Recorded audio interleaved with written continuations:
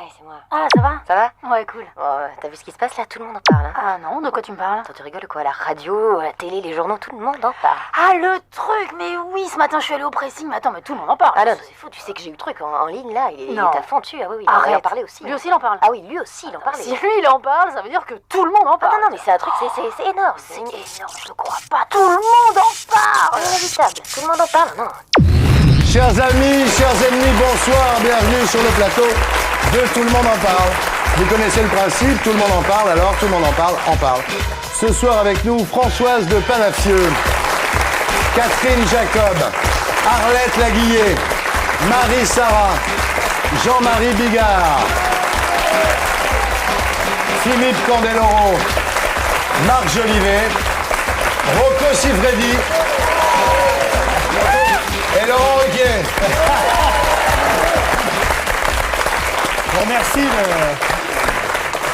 Je vous remercie de m'avoir mis juste derrière Rocco Siffredi. Ce qui fait mal. Ouais, c'est clair.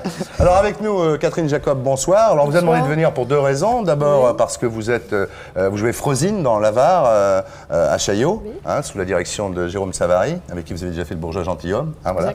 Et Jean-Marie Bigard, vous sortez un film qui s'appelle L'âme sœur. Oui, donc c'est beaucoup plus important que l'affaire de Catherine. Oui. Hein, L'Avare, ça marche vachement bien. Jérôme Savary, tout le monde l'adore. Tout, on s'éternisera pas. On parlera surtout de mon film. Bon, alors on va commencer l'émission. C'est qu'il y a plein de rubriques dans cette émission. Il y a une émission qui s'appelle Tout le monde en parle, c'est-à-dire ce dont on parle C'est autour même de la vous. nôtre. C'est même la nôtre. Oui. Il y a une Alors, émission allez-y. qui s'appelle comme ça et c'est celle-ci, ça tombe bien. Alors de quoi on parle en ce moment?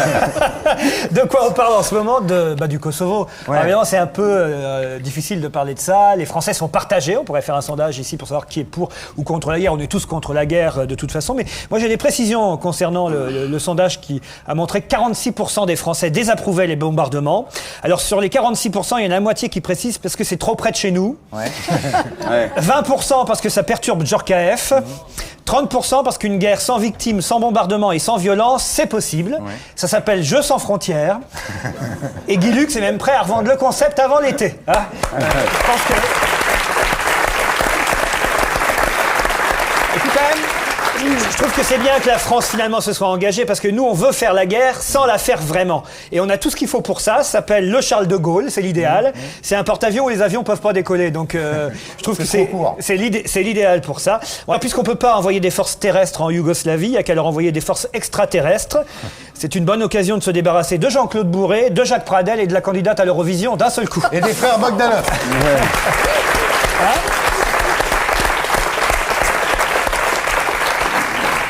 Il y a eu des nouvelles concernant le vélo. Là, je suis sûr que Bigard est intéressé par le cyclisme. Vous savez que, interrogé sur le conflit yougoslave, Richard Virenque s'est dit heureux d'avoir quitté l'équipe Pristina avant qu'elle soit bombardée. Alors, quand même, il y a un événement qui est beaucoup plus heureux. C'est le football. En plus, le football, c'est pratique. Les Américains peuvent pas nous donner de leçons, donc on est très contents. C'est le match qu'on a gagné contre l'Arménie. Hein. Vous l'avez vu, Jean-Marie? Vous étiez au stade? Je l'ai vu, j'étais au stade. D'ailleurs, j'ai serré la main à Aimé Jacquet, j'étais vachement content et tout. J'ai dit, toi, les Arméniens, autant ils sont balèzes en tremblement de terre, hein, autant au foot, on les a battus. Et pourtant, l'Arménie... Forcément, ils ont le terrain, eux, là, pour les tremblements. Nous, on l'a pas. Et pourtant, l'Arménie, sur le papier, ils sont plus forts, hein, généralement. Il y a aussi un truc dont on n'a pas parlé, qui est arrivé depuis 15 jours, ça fait 15 jours qu'on ne s'est pas vu, c'est l'arrivée, non, le pauvre, depuis, il y a eu la guerre, mais l'arrivée de Picard en Suisse avec son ballon Breitling. D'ailleurs, après le tour du monde en ballon Breitling réussi par un Suisse, il paraît qu'il y a un Belge qui vient de se noyer dans de l'Atlantique en pensant pouvoir réussir un tour du monde avec une Swatch, ce qui est quand même un peu idiot. Mais c'est formidable, je trouve, pour les Suisses. Il y a un Belge qui est mort en buvant du lait aussi, dernièrement. La vache s'est assise. Dis bonjour à nos amis belges, hein. Et les Belges, Jean-Marie, doivent aller voir votre film, alors méfiez-vous. Hein. Non, mais bien sûr. Il sort en même temps que chez nous en Belgique? Oui. Non, à une semaine d'intervalle. Donc votre film, c'est mercredi prochain, c'est ça? Le 7, oui. Le 7. Alors au départ, vous aviez quand même des handicaps parce que vous étiez prof de gym. C'est pas très drôle, les profs de gym en général. Hein. Si, moi j'étais drôle. Ah bon, un prof de gym drôle.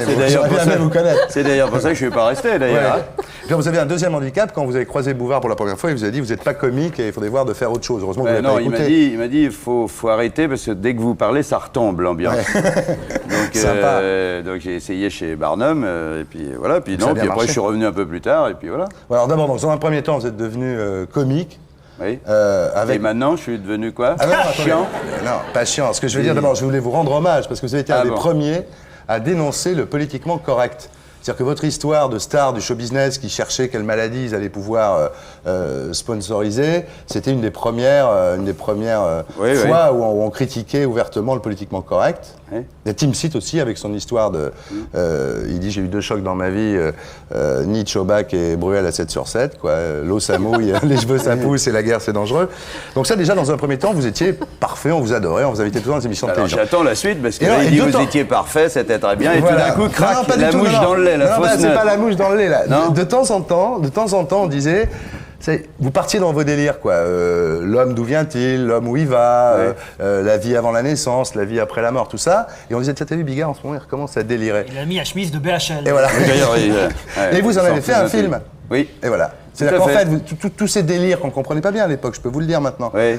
Vous en avez fait un film. Et oui, plutôt bien. Et là, on comprend mieux, c'est vrai. Donc les gens, ils se disent, tiens, qu'est-ce que t'as changé? J'ai rien changé du tout. Non, c'est une partie de vous-même, en fait. Oui. C'est cette partie que nous, on filmait pas. Oui, je me suis d'ailleurs attrapé avec un journaliste qui m'opposait la vie avec la mort. Et je lui ai dit, moi aussi, je joue avec les mots, mais je vous demande pardon, la mort a jamais été l'inverse de la vie. La mort, c'est l'inverse de la naissance. Voilà. Et c'est très important. Voilà. Magnéto, Serge. Ça va pas du tout. Ça fait 2000 ans qu'on s'aime. Cette fois-ci, on voudrait se retrouver sur la Terre. Dis-lui.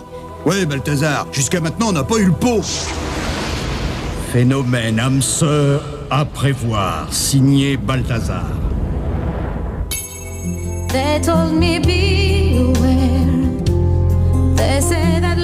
Si elle disparaît, tous les droits sont à nous.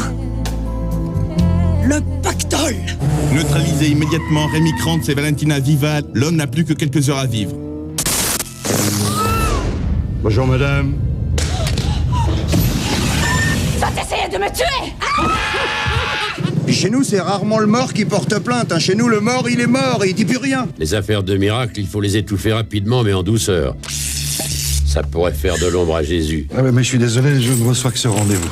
Tu crois que c'est marrant pour elle de mourir comme ça, toutes les 5 minutes? J'ai besoin que tu me touches. Que c'est bon. Ouais, je sais, on me l'a déjà dit, ça.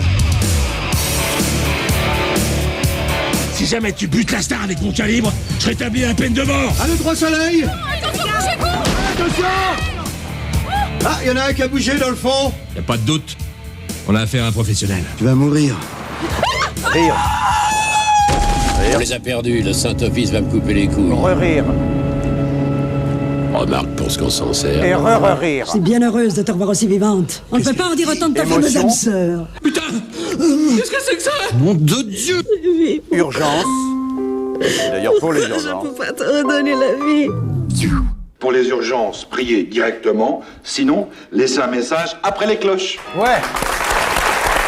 Jean-Marie Bigard, l'âme sœur, avec André Pousse. Ah, il est génial, André Pousse. Magnifique. Un casting assez neuf, pas usé. Ouais, il donc dit ça, c'est bien. Et André Pousse, le miracles, dinosaure. les miracles, on essaye de les cacher parce que ça fait de l'ombre à Jésus. Oui, ça pourrait faire de l'ombre à Jésus. Vous imaginez les conséquences avec la musique, tu sais, d'Audiard. La fille, là. La fille, t'as vu? Jolie fille. Ouais. Trouvée 15 jours avant le tournage parce que la première qu'ils avaient envisagée, elle est... Oui, non, ça allait pas. Elle était pas gentille. À cause de quoi ça allait pas? Elle était pas gentille. Et ah bah c'était qui? Faut balancer là. Pourquoi elle était pas gentille? Elle était pas gentille. Les gens, ils vont croire qu'elle a pas voulu niquer. Bah c'est ce qu'ils croient là. Tant que vous ne serez pas expliqué, c'est ce que les gens vont croire. Non, et ben c'est pas ça. D'ailleurs, la preuve, j'ai pas niqué l'autre non plus. Ah bon? Non. Surtout qu'il y a Claudia, votre femme. C'est pour ça que j'ai puis ma femme tournait dans le truc, donc c'était pas pratique non plus. D'ailleurs, on la voit. Il y a sa femme, il y a son frère. Oui, donc j'étais un peu encadré sur ce coup-là, mais elle, en plus, c'est bien. Bon, au début, on voulait une belle fille, on a eu un boudin, mais elle est, que je dis tout le temps que je l'invite sur un plateau. Non, elle est jolie, gentille, aimable, elle a des beaux nichons, une bouche de mérou et tout, elle a tout pour réussir dans la vie. Vas-y, pose ta question. Ma question, c'est qu'est-ce que c'est original, cette idée de faire une fable, un conte de fées? Tu vois, regarde, c'est bien, c'était des phrases qu'on avait dit que tu dirais sur le film.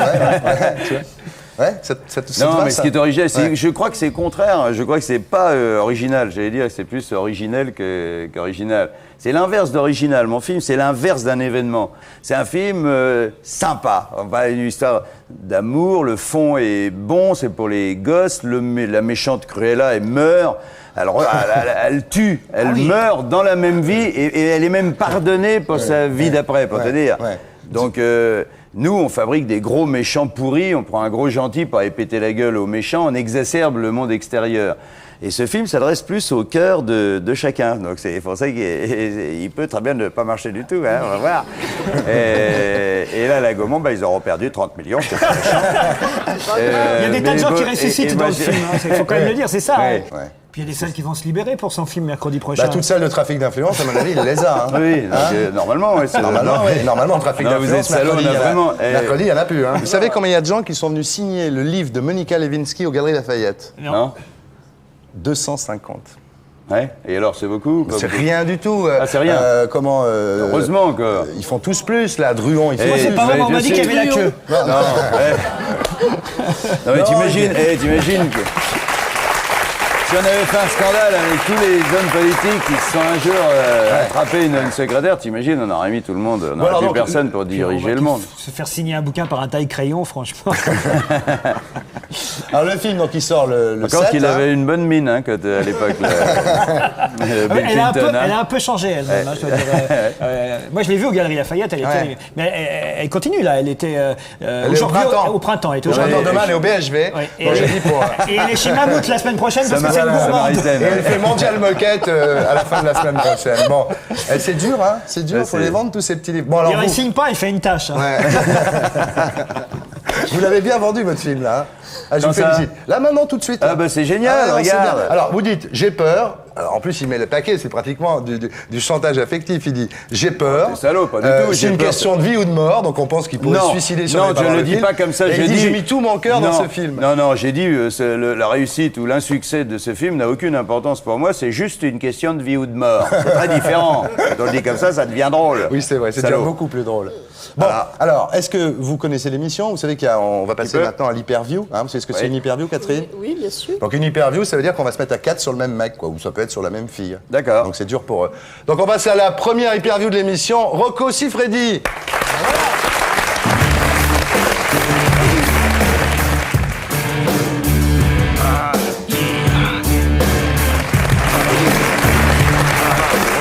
Bonsoir Rocco. Bonsoir Rocco.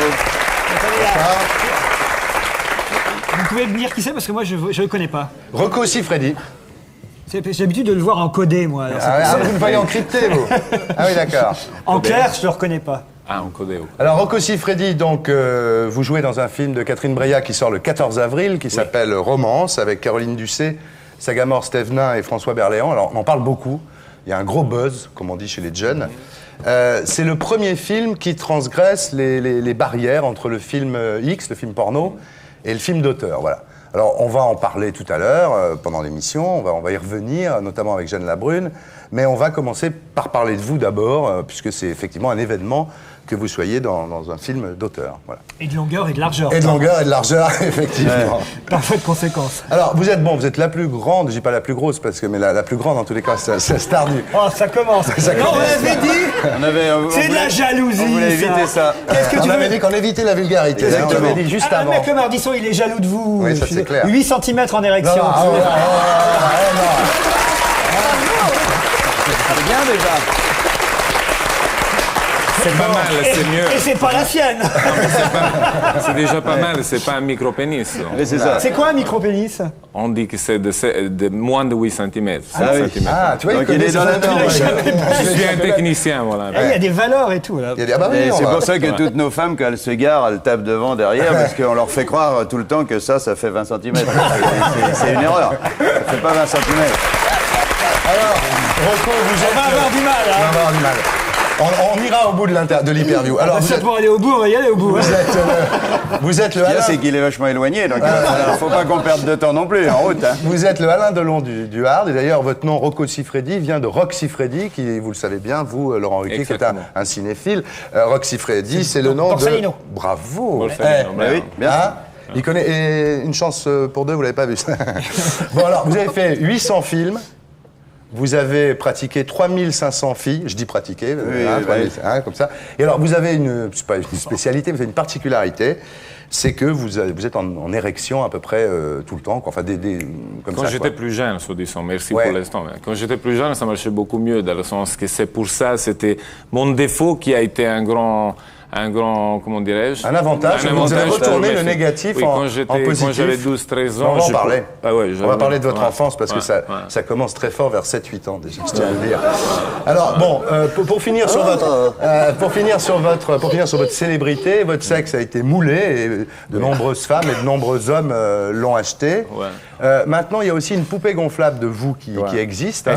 C'est pas très bon ça, parce que ma femme, effectivement, elle me dit, voilà, avec toutes les filles qui, si on peut le dire, t'as enculé, maintenant t'auras quelqu'un qui va pouvoir t'enculer à toi. C'est ce que j'allais dire, vous dites à ma place, c'est très bien. Et donc, ça mérite de le dire. C'est un petit peu ce que je voulais dire. C'est un peu... Alors on va regarder un petit peu votre vie, votre story, comme disent les jeunes. Qu'est-ce qu'il y a ? Non, je sais pas, je me demande. Faut quand même dire que si Rocco Siffredi est là, c'est parce que c'est le petit ami de la productrice Catherine Barma qui nous l'a imposé, hein, Thierry, il faut quand même le rappeler. Hein. Attendez, Laurent, commencez pas à faire la fine bouche, soyez gentil. Mademoiselle joue dans une pièce de Molière, etc. Donc je comprends qu'elle prenne tout ça un peu de haut. Mais Molière dure demain. Molière dure demain, bien. Et ben voilà. Encore une élection. Donc, Rocco, vous êtes né à Ortano, donc qui est une station balnéaire des Abruzzes. Ortona. Et jusqu'à 7-8 ans, vous avez eu donc une enfance à peu près normale, et à partir de 7-8 ans, vous avez eu des coups de chaleur, on peut appeler ça comme ça, des coups de chaleur qui vous donnaient une envie folle de vous masturber, et qui étaient, exactement. C'est ça, et qui était dû à votre métabolisme en fait, c'est ça? Oui, je ne sais pas qu'est-ce que c'était, mais j'arrivais parfois à me masturber au moins pendant 10 fois par jour. Oh là là. Mais parce que dès que j'avais l'orgasme, ça recommençait à l'intérieur. C'était terrible parce qu'à cet âge-là, déjà Ortona, c'est pas une grande ville, on n'a pas la possibilité d'avoir beaucoup de filles qui ont l'envie et la disposition pour pouvoir faire ça avec toi. C'est de trouver une partenaire. Et en plus, à Ortona, surtout pour 10 fois par jour. Non, je me suis masturbé jusqu'à la. Ouais, je me masturbe encore aujourd'hui, je n'ai pas honte de le dire, mais je veux dire. Faut mieux entendre ça que d'être sourd. Hein. Parfois c'est mieux ça, non. Parfois c'est mieux une bonne masturbation qu'une mauvaise baisse, de toute façon. Oh là. Et ben moi je suis vachement d'accord. Hein. Moi aussi. C'est vrai. Moi aussi, c'est vrai. Alors, donc, il faut dire quand même que dans votre famille, il faut être clair, dans votre famille, il y a quand même des antécédents, c'est un petit peu atavique, parce que votre père était bon en cunilingus. Votre père était célèbre. Cunilingus, c'est-à-dire ça, attendez, Catherine Jacob va vous montrer. Je sais pas, non, ça... Traduisez, moi je parle latin, moi. C'est du latin, c'est du latin, cunilingo. Dans les particuliers, dans les détails, je connais pas les histoires de ma famille. Je sais que mon grand-père, ça va faire rire beaucoup de monde, cette histoire, parce que c'est vrai. Mon grand-père, il est mort à l'âge de 46 ans, et il a eu 16 enfants avec une femme et 11 dans la première femme. Et il est mort, et le boulot de mon grand-père, ça ressemble un peu à mon boulot d'aujourd'hui, parce qu'il avait 4 ou 5 taureaux. Et les gens, ils amenaient des vaches pour la monte. Donc c'est un peu ça, mais il y a Marie-Sarah qui vient tout à l'heure, on en parle avec elle de ça. Il faisait des taureaux, votre grand-père. Non, il ne faisait pas un taureau. Il a été tué, il a été tué par un taureau parce qu'il y a eu un moment où les gens, ils n'amenaient pas assez de vaches, si on veut. Et donc les taureaux, ils avaient le sang noir, tu sais comment ça devient noir. Et donc il est allé pour renforcer les chaînes. Et il a été incorné directement. Là. Ah d'accord. Ouais. À 9 ans, vous aviez des érections par le simple fait de donner la main, comme ça, vous donniez la main à quelqu'un. On sait jamais. Là, j'essaye, en même temps. Je me dis qu'on sait jamais. À mon avis, il n'y a pas beaucoup de risques. C'était mon grand complexe. Bien sûr, j'avais des baignoires, même dans la mer, parce que Ortona, c'est une ville de mer. Je mettais des maillots de bain beaucoup plus grands du normal. Et souvent, j'avais des complexes terribles, parce que je connaissais une fille, bonjour, j'avais des érections, je me jetais dans l'eau, je lui parlais dans l'eau, j'essayais de... Et il ne comprenait pas. Et c'est toute vérité, c'est pas rigolo. On a eu un mec comme ça chez nous, Cousteau, il s'appelait. Cousteau, il était obligé d'être dans l'eau tout le temps. C'est ça, qu'est-ce qui est allongé, qui bouge et qui sent la moule? C'est Cousteau. C'était Cousteau. Il a passé sa vie à faire chier les mérous avec une lampe de poche, comme disait Tim Seed. Alors, donc vous étiez timide à l'époque, parce que vous étiez gêné de tout ça. Il faisait bande à part. Et voilà. Et votre maman voulait que vous soyez prêtre.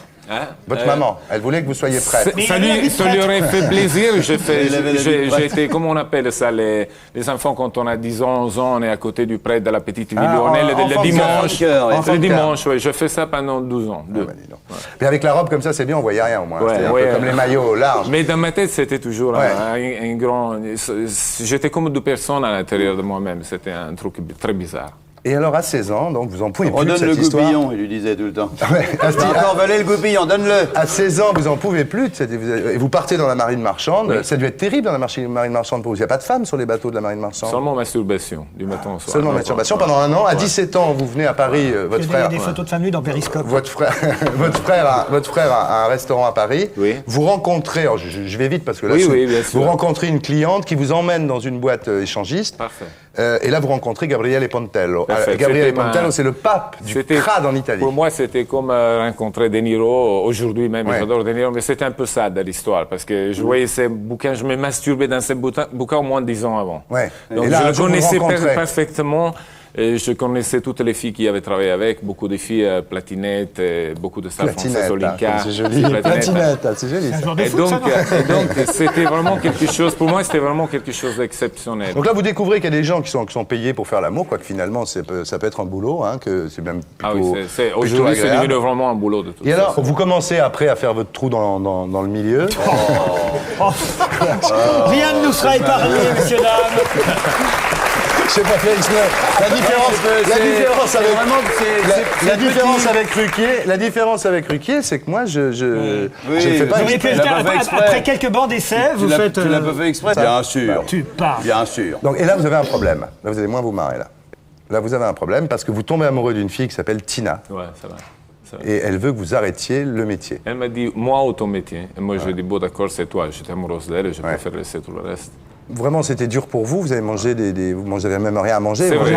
J'ai passé beaucoup de mois sans rien, sans pas de sous et rien de tout. Sans viande. On vissait vraiment d'amour et beaucoup de félicité avec elle. Voilà. Donc après, vous avez quitté Tina, vous êtes revenu dans le métier, vous êtes devenu la star. En plus, elle m'a laissé, je ne sais pas si je peux le dire, elle m'a laissé à la fin parce qu'elle n'en pouvait plus, parce que de toute façon, on ne mangeait pas tellement, on ne faisait pas manger, mais on faisait l'amour tout le temps. Ouais.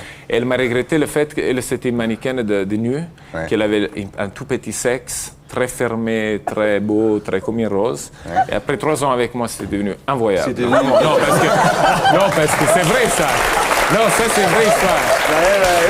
Ça c'est une... Non, je sais que ça... Catherine, si vous voulez poser des questions... Non, mais la vérité, les derniers 6 mois... Rassurez-moi, le tunnel sous la Manche, c'est pas bon. Je pense qu'il y a Arlette Laguillet qui attend. Moi, je le trouve très sympathique, moi.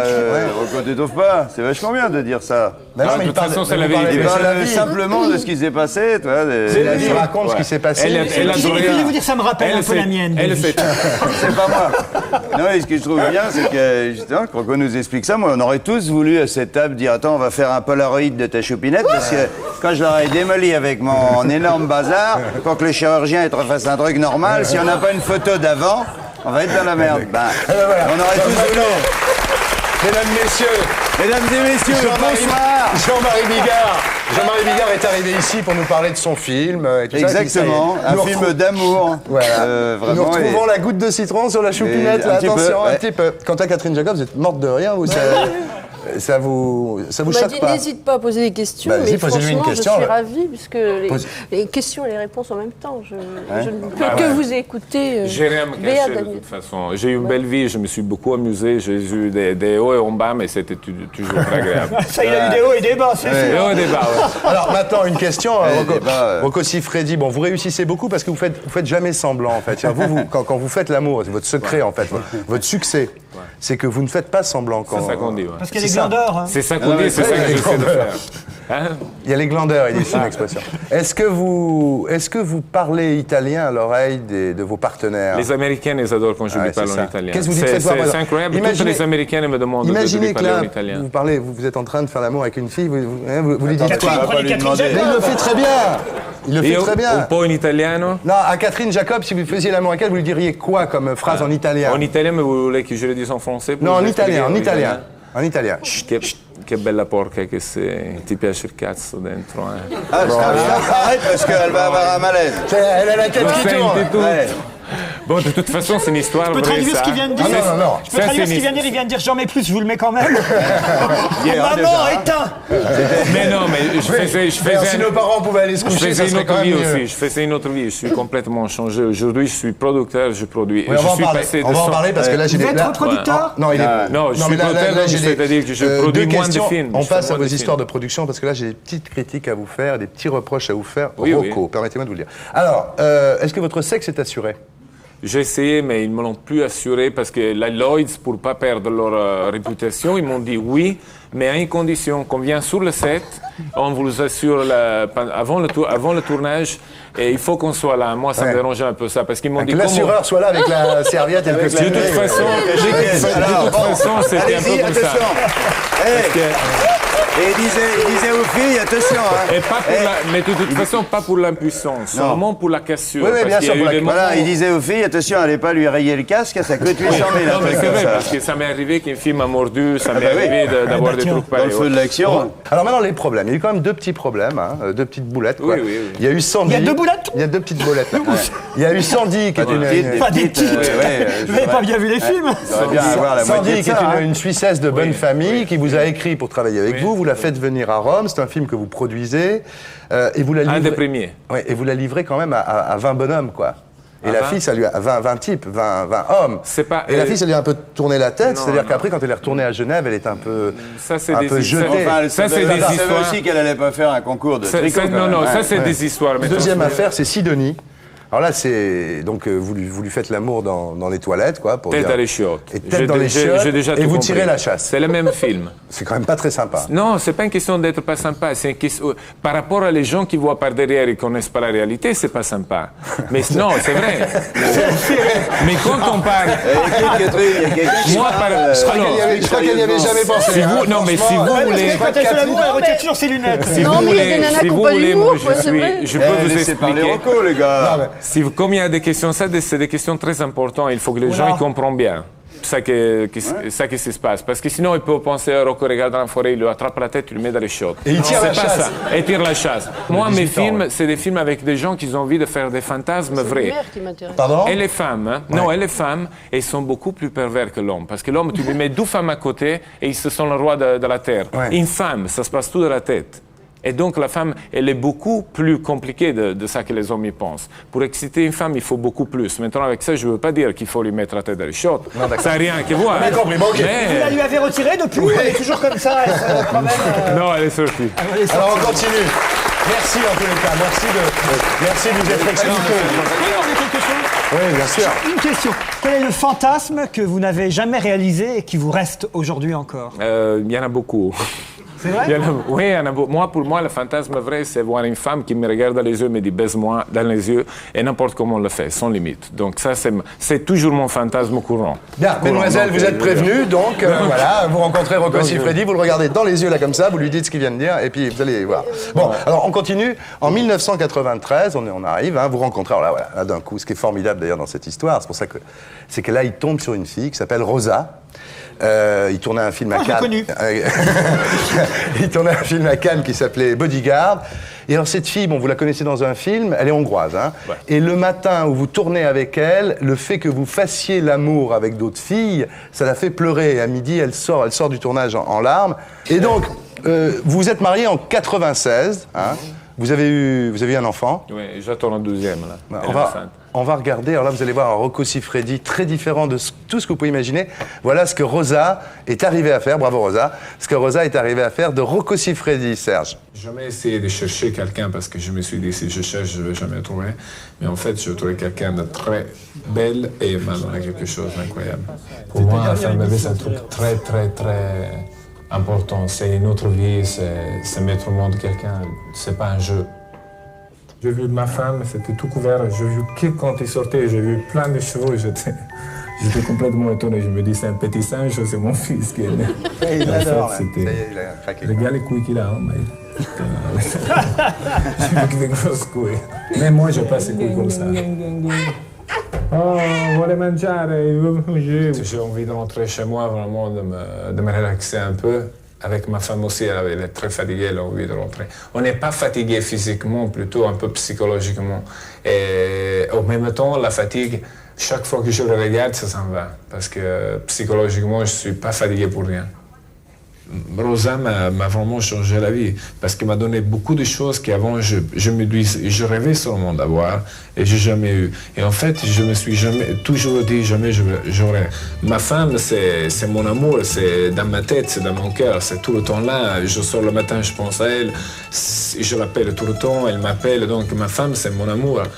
Je veux absolument m'occuper de mon enfant, mais vraiment absolument. Je veux lui faire toutes les choses qu'une vraie femme fait, mais je veux pas faire un enfant, lui dire je suis à Rosa, bon tu fais la femme, tu changes ci, tu fais ça, je vais travailler, je ramène les sous. Non, absolument pas. Il faut qu'on partage le bébé les deux. Ça c'est Bagnetto gonfiabile. C'est Rosa qui veut l'amener à la mer pendant que je tourne mes films. Nous sommes tous pareils. Le petit 25. Bon, je pense. C'est la mère qui va vendre sa gamine de 17 ans. Elle va décider. Extraordinaire. Voilà. On applaudit Rosa. On applaudit Rosa qui est arrivée à apprivoiser Rocco Siffredi. Elle est forte cette Rosa. Alors dites-moi, vous trouvez pas qu'il est formidable avec son bébé là Il est génial tout le temps. Il parle, il dit simplement les choses.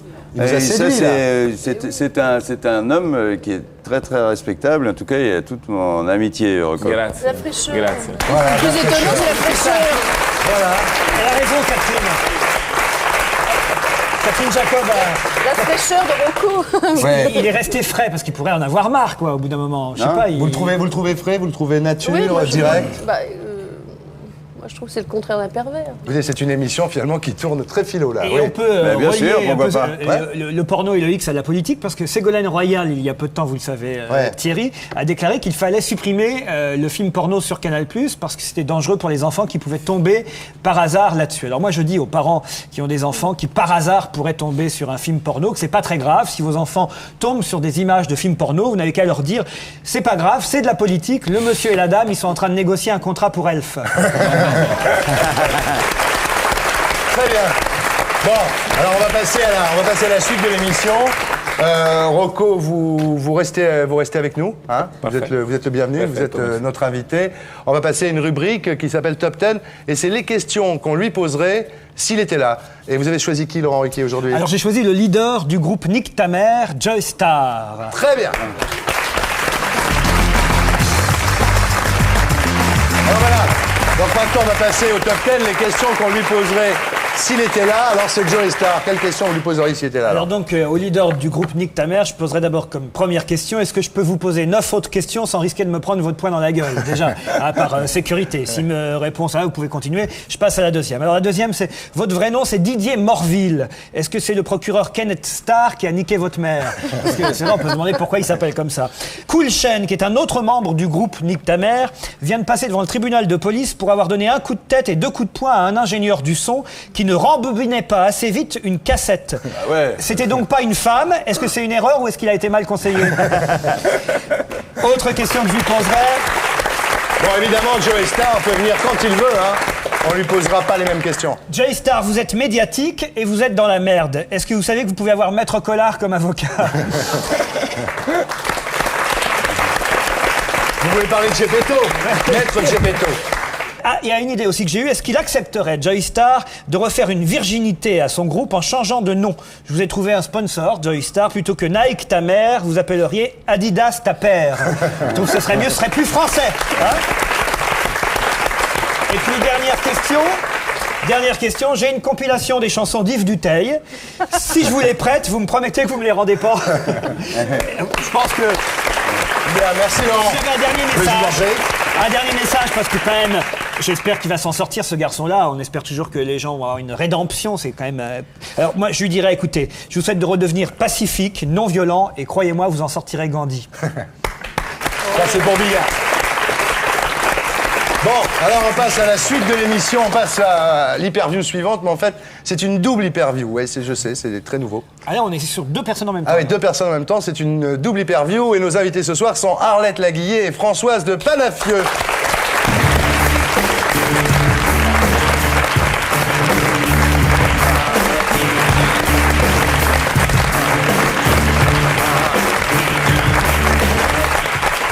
Bonsoir.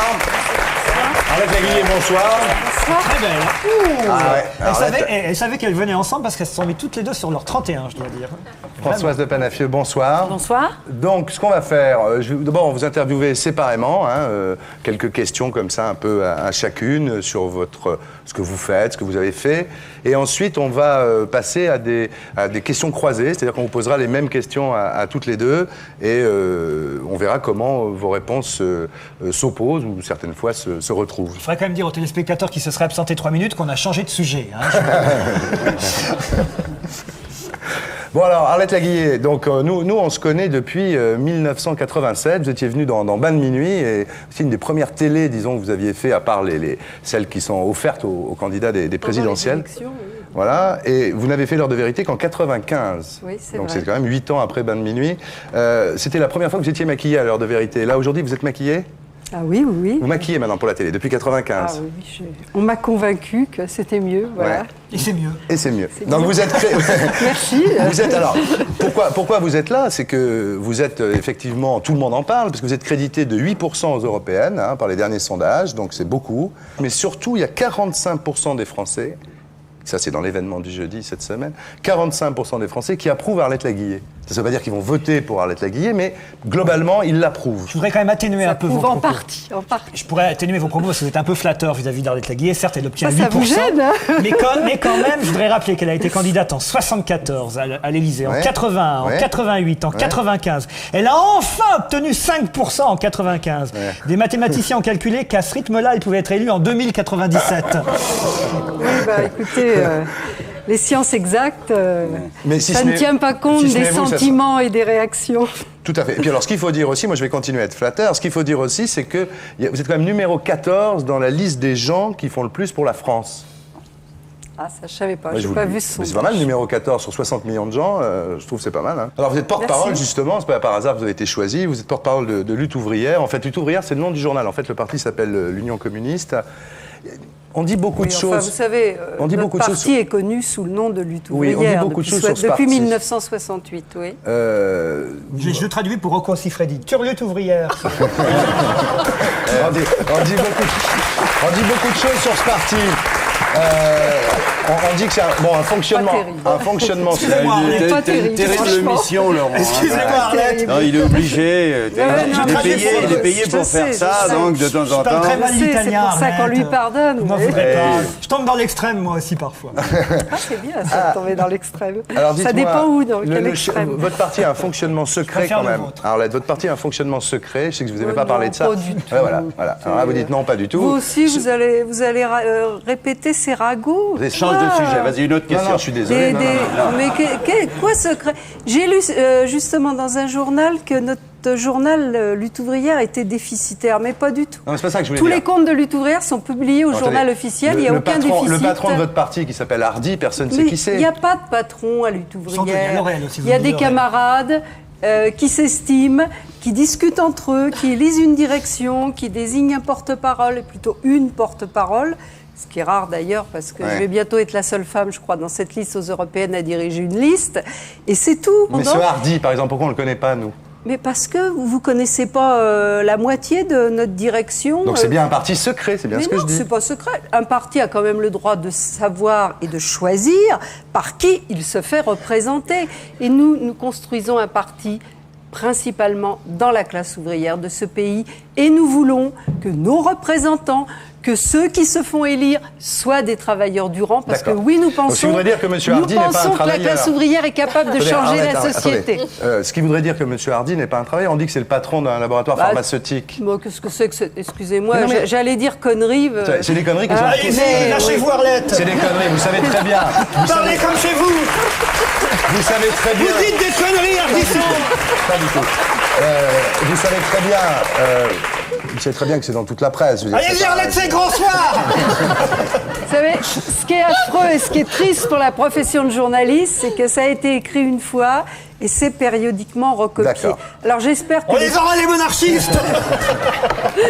J'espère que les procès qui vont avoir lieu bientôt contre tous ces journalistes vont nous rendre justice. D'accord. Voilà. Bon, voilà, ce qu'on peut dire pour finir de vous présenter, c'est que votre parti, c'est le seul parti, c'est trotskiste, donc ça n'a jamais été essayé, il faut bien le dire, c'est votre chance. C'est-à-dire que quand on vous parle de l'URSS, de la Chine, de Cuba, du Cambodge, vous dites que c'est pas des pays communistes vraiment, c'est des pays staliniens, mais que c'est pas communiste. La différence avec les autres, c'est que moi je le dis pas aujourd'hui, je l'ai dit il y a 20 ans. C'est vrai, en en 1974 déjà, oui.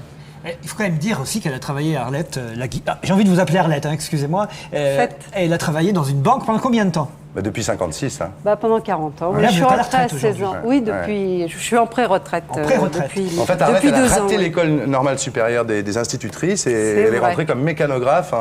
J'ai étudié son cas parce qu'elle a été au Crédit Lyonnais, il faut dire, c'était au Crédit Lyonnais. C'était au Crédit Lyonnais. Au secteur crédit immobilier.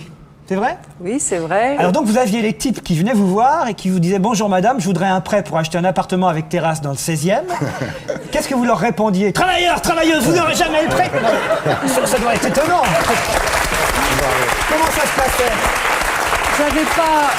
J'avais pas ce pouvoir de dire oui ou de dire non.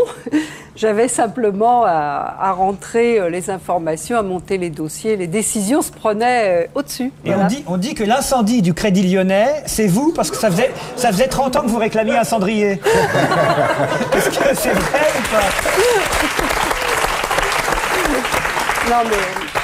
Depuis 1974, la grève m'a brisé la voix parce que pendant 2 mois, j'ai dû parler beaucoup et après, j'ai cessé de fumer complètement. En tout cas, ça vous a bien servi, la banque, parce que si elle est aussi naturelle devant les caméras, c'est parce que là-bas, elle s'entraînait, évidemment. Il y avait une caméra qui la surveillait toute la journée.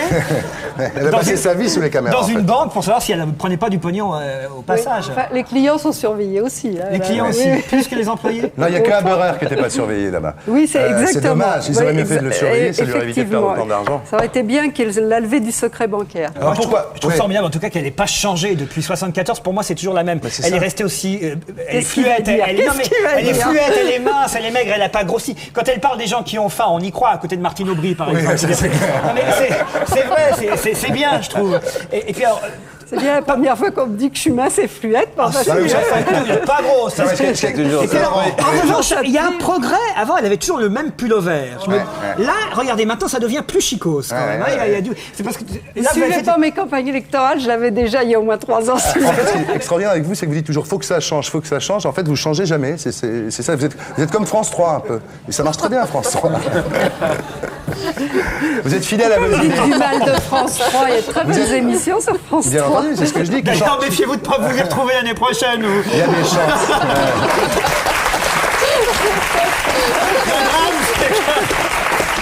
Non, sérieusement, vous êtes merci. Pour en finir avec cette présentation, donc votre père, et ça c'est là on va voir justement comment se passe. Pas fait exprès, mais enfin c'est vrai à quel point vous vous opposez à Françoise de Panafieux. Votre père, elle s'appelait Louis, il était ouvrier. Enfin, il est en commun avec le père de Françoise de Panafieux. Il était employé, il a été ouvrier après la guerre. Votre père a été prisonnier de guerre et le père de Françoise de Panafieux était très proche du général de Gaulle. Donc là-dessus, vous pouvez pas déjà, il n'y aura pas de discussion sur toi Hitler, toi Staline. Ce qui est en France, c'est quand même déjà ça de gagner. En France, c'est la base de toute discussion politique en général. Votre mère s'appelait Suzanne, elle était secrétaire. Vous avez vécu au Lilas, dans un tout petit appartement et il y a des moments, là, sans vraiment tomber dans le misérabilisme, mais c'est vrai qu'il y a des jours où vous mangiez pour dîner du café au lait avec du pain, il n'y a pas d'électricité. Donc quand vous parlez de la classe ouvrière, ce que je veux dire, c'est que vous l'avez vraiment connue, quoi. C'est pas... Oui, c'est parce qu'on ne se rappelle plus moi je suis née en 40, qu'à la fin des années 40, début des années 50, on connaissait cette misère, on connaissait les sans domicile fixe. Ouais. Avec mes parents et mes frères, dans une pièce cuisine, il nous est arrivé d'héberger 3 personnes qui autrement dormaient dans la rue. Donc oui, j'ai connu tout ça et je crois que j'ai eu conscience assez vite des différences de classe, des inégalités, des injustices. Profitez de la présence de Mme de Panafieux, elle peut vous avoir un appart à la mairie de Paris sans problème. Pas sûr, si vous prenez ce nom-là. C'est pas sûr. Pour Arlette, vous devez lui donner quelque chose. Moi, j'ai pas ma carte du RPR. Pour finir, Arlette Aiguille, avant de passer à Françoise de Panafieux, pour finir, vous n'êtes pas mariée, hein, c'est ni curé ni maire, hein, c'est pas ni Dieu ni maître, vous, c'est ni curé ni maire. On vous a reproché il n'y a pas longtemps, justement, vous êtes ici chez nous, c'est vrai que c'est curieux pour vous, 2 femmes politiques comme ça qui passent derrière un sujet avec Rocco Siffredi. C'est la vie. Et on vous a justement reproché, il n'y a pas longtemps, dans des hebdo-télé, votre participation à une émission de TF1, il n'y a pas photo, qui était consacrée aux riches. Moi, j'ai lu des tas de papiers, on se dit, mais qu'est-ce qu'elle fout là, Arlette Laguillet? Alors, est-ce que vous ne craignez pas qu'on dise la même chose ce soir pour cette émission? Je m'en moque complètement. Hein. Moi, je dis ce que j'ai à dire où je peux. Voilà. Attends, Arlette Laguillet est revenue dans Bonne Minuit en 87. Je pense que le plus gros est fait depuis longtemps. De toute façon, c'était fichu. Non, de toute façon, après... Donc jamais un petit film porno, alors. Mais attendez, ça m'ennuie terriblement. On aura l'occasion, on en parlera tout à l'heure. On en parlera tout à l'heure avec Rocco. Il n'y a pas de racisme du sexe. Est-ce que vous pourriez demander à Rocco de s'éloigner un peu parce qu'il commence à me chatouiller?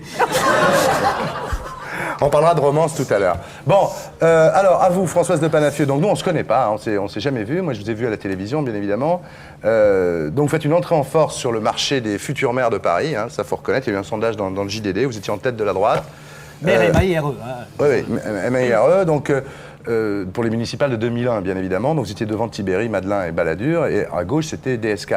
Je me souviens plus du chiffre. Vous étiez à combien dans le sondage? C'était 60% dans des Parisiens, non?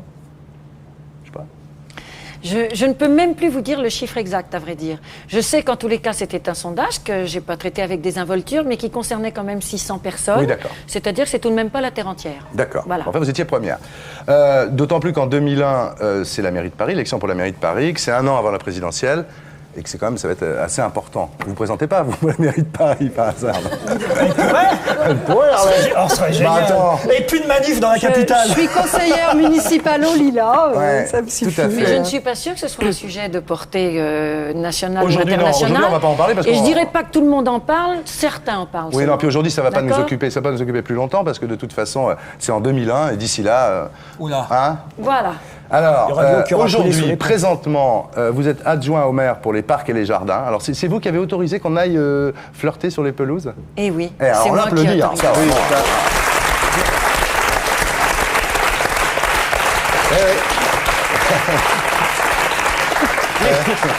Les fourmis en disent pas autant. Les fourmis en disent pas autant. C'est vrai qu'au printemps, là, il commence à faire beau et chaque fois qu'on s'allonge sur une pelouse, un Rocco. On pense à Françoise de Panafieux. Chaque fois, un Rocco. Vieux fantasme. Bon, c'est vous aussi, parce qu'avant les jardins, les parcs et jardins, vous étiez à la culture. C'est vous qui avez fait 18 francs, 18 heures au cinéma. Donc ça, c'est bien aussi. Non, c'est pas mal, hein, tout ça. Est-ce que vous pourriez faire 0 heure, 0 francs? Ça a même fait démarrer des films, par exemple, qui avaient un démarrage un peu difficile. Ça leur a mis un petit coup de, ils appellent ça le petit coup de booster. Et dans les salles, souvent faire des débats en plus. Des débats en plus à la séance. Oui, il y a des débats gratuits et la séance à 18 francs. Moi, j'y suis allé, j'ai vu un film, c'était 18 heures, 18 francs, 18 spectateurs. C'était trafic d'influence. Alors, donc, vous êtes ex-ministre du Tourisme. Hein, on se fâche avec tout le monde ici. Au gouvernement Juppé. Oui. Hein, donc, vous étiez une jupette, il faut bien le dire. Je ne sais pas comment vous êtes habillé aujourd'hui. C'est pour ça que je suis en pantalon. C'est-à-dire qu'on l'a sorti au printemps, on l'a rentré l'hiver. Voilà. Alors, vous avez été viré, recasé à l'UNESCO quand même. Pendant un an. Pendant un an, sympa. Ce qui m'a permis d'ailleurs de voir un peu comment marche. Voilà, un grand travail. organisme international. Votre papa, on parlait tout à l'heure du père d'Arlette Laguillet. Donc vous, c'est François Missoff, qui est résistant de la première heure. Donc encore une fois, ils ont ça en commun. Proche de Gaulle, carte de l'UNR numéro 01. Donc là, on ne peut pas faire mieux. Avec Debré qui avait 00, votre père c'était 01. Voilà. Et qui était ministre de la Jeunesse et des Sports en 68, votre père. Mon père, il a suivi pendant les 10 ans, quand le général était président de la République. Mon père a eu cette chance d'être l'un de ses ministres pendant 10 ans. Voilà. Donc pendant 10 ans de sa vie, il a côtoyé un homme hors norme. Alors votre mère, là, ça va beaucoup choquer Arlette Laguillet. Je suis désolé, là, parce que là, c'est tout ce que vous n'aimez pas. Elle cuisinait très bien les épinards, mais vous n'aimez pas les épinards. Non, vous la connaissez pas, mais voilà. C'est comtesse, bon, c'est encore Hélène de Mitry, dynastie Vandel. Alors vous qui en avez toujours après les maîtres des forges, là, si vous voulez, vous avez devant vous la représentante, enfin la descendante des Vandel, voilà, d'une branche Vandel, maître des forges. Surtout, elle aime Zola. Ce qui peut expliquer que Mme de Panafieux soit à droite et moi à l'extrême gauche. Mais je vais vous dire une chose. Non, mais est-ce que justement on a les idées de sa classe sociale? Pas forcément. Pas forcément. Pas forcément. En l'occurrence, c'est vrai il y a des fils de bourgeois qui ont eu faim de la faim des autres et qui se sont engagés aux côtés de la classe ouvrière. Mais c'est pas, je ne crois pas exactement le cas du RPR. Et le contraire est vrai aussi, le RPR n'est pas interdit aux mineurs. Mais je vais vous dire une chose, vous mettriez deux femmes comme ça en face l'une de l'autre. Je crois qu'elles s'entendraient remarquablement malgré certaines différences, parce que je crois que ce qui base la relation des gens, c'est la sincérité. Or, si Arlette Laguillet est une femme que je crois profondément sincère dans sa démarche, j'ai une mère qui est également d'une intégrité, d'une sincérité totale dans la sienne. Vous mettez deux personnes de qualité en face l'une de l'autre, quelle que soit leur différence, elles se trouvent. Bon, mais donc la prochaine fois, nous inviterons... Attention, hein. De toute façon, dès le début, il y a... Ne me cherchez pas là-dessus. Attention, elle est très douée. Oh là là. Depuis le début, il y a quand même un éclat de tendresse très fort dans votre œil vis-à-vis d'Arlette. Mais oui, mais évidemment. Mais pas d'Arlette vis-à-vis de... C'est pas bien, Arlette. Cuisinez-la un peu, même si elle ne sait pas faire les épinards, et vous verrez. Donc alors, on va terminer. Votre enfance, bah oui, qu'est-ce que c'est pas de votre faute. Vous avez, comme votre père était ministre général de Gaulle, vous avez côtoyé Chaban-Delmas, Mesmer, Debré, Poniatowski. Bon, mais vous savez qu'il y a pire, hein. Ouais, vous êtes très lié avec les enfants. Donc ça veut dire que vous êtes ami avec Jean-Louis Debré. Ah, nous sommes restés, très curieusement, les enfants des ministres du général, nous sommes restés liés de manière presque irrationnelle. C'était une vraie famille. Alors moi, je voudrais quand même profiter de la présence de Mme de Panafieux, parce qu'elle est à la mairie de Paris, et quand même, je voudrais qu'elle nous parle du maire de Paris, Monsieur Rocco Tiberi. Ah si, c'est pas ça. On l'appelle comme ça. C'est pas Rocco Tiberi? Si. Il tourne dans des films X comme Xavier. J'ai entendu dire quand même qu'il y avait un projet, si la place de la Concorde était piétonne, de faire, parce qu'il y aura trop de piétons place de la Concorde, une circulation alternée des piétons. Oui. Je peux vous expliquer? Oui. Parce que, mais vous cherchez à avoir un passe-droit ou je vous jure, j'ai lu le projet, je vous l'explique. Les trottoirs fumeurs, les trottoirs non, je vous explique le projet. ça. Ceux qui chaussent du 35, 37, 39, 41 et 43 pourront marcher les jours impairs. Voilà. Ceux qui ont une pointure 36, on dit 38, 40, 42 voilà, et 44 marcheront les jours pairs, et il paraît que Roland Dumas, qui a un pied plus long que l'autre, circulera librement tous les jours. Est-ce que c'est vrai? Moi, je vous pose la question. Je fais du 40 et demi fillette, j'aurai le droit de circuler tous les jours. Mais 40 et demi fillette, ça vous va très bien. Tous les jours. Bon, pour terminer, et encore une fois, c'est pas pour vous opposer, mais c'est comme ça, vous n'êtes pas marié. Un peu quand même.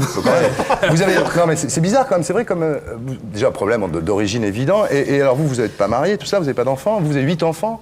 Moi, j'ai... Vous avez combien? Non, vous étiez sœur de... Vous avez 8 moi, je suis l'aîné de 8 enfants. L'aîné de 8 enfants. Et je n'en ai que 4. Vous n'êtes que 4, voilà, c'est ça. Et votre mari, Guy de Panafieux, donc, est le président de Bulle, de la société Bulle. Exactement.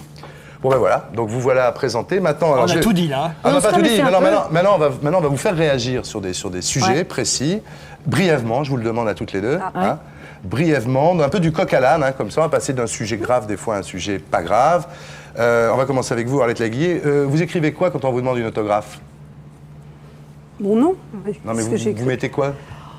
Ça dépend si c'est quelqu'un de proche, quelqu'un qui dit partager mes idées. Quelqu'un du public qui, après l'émission, vous demande une autographe, vous écrivez quoi? Vous avez Vive la Révolution, signé Arlette ou... Oui, c'est possible. C'est possible. Oui. Ça peut arriver. J'essaie, si j'ai le temps, de parler un peu avec lui pour voir s'il a acheté le livre par curiosité. Les livres, bah oui, mais c'est parce que je les vois alors. Parole de prolétaire, camarade, voilà, je le montre à la caméra, voilà. Donc ça, c'est l'autre. C'est toute ma vie. Non, ça, c'est la vie d'Arlette. C'est pas moi qui le dis, c'est le titre.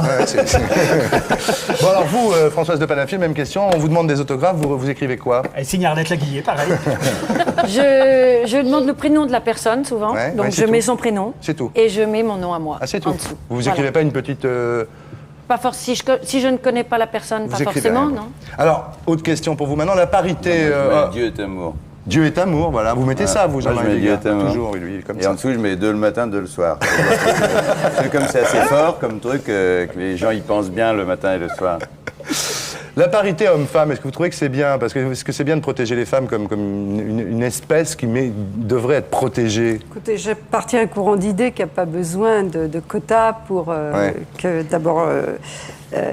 mon courant est représenté par une femme. En plus, dans les élections qui viennent, il y a sur les 10 premiers de la liste 8 femmes, ce qui veut dire que si nous avons des élus, à part notre camarade Alain Krivine qui est en 2e position derrière moi, la majorité seront des femmes. Voté pour vous, comme ça, et il y a, je crois, sur la liste 45 femmes et 42 hommes. Donc ça, cela dit, je comprends que dans certains partis, les femmes se battent pour cette parité. Et je Françoise de Panafieux, la parité, pourquoi protéger moi, les je femmes suis comme députée une- à l'Assemblée nationale, Oui. donc c'est un peu différent. Donc là, nous, on a eu vraiment à se prononcer sur ce projet de loi. Et au début, quand on m'a parlé de la parité, j'ai trouvé la première fois, il y a 2 ans, que j'ai entendu ce mot comme possible de l'inscrire dans notre Constitution. J'ai été très choquée. Et puis, au bout du compte, je me suis dit d'abord que nous n'étions pas une espèce, comme vous le dites, mais que nous sommes la moitié du genre de l'humanité. Et que sûrement la plus deuxièmement, mais vous n'êtes pas mal non plus, et que deuxièmement...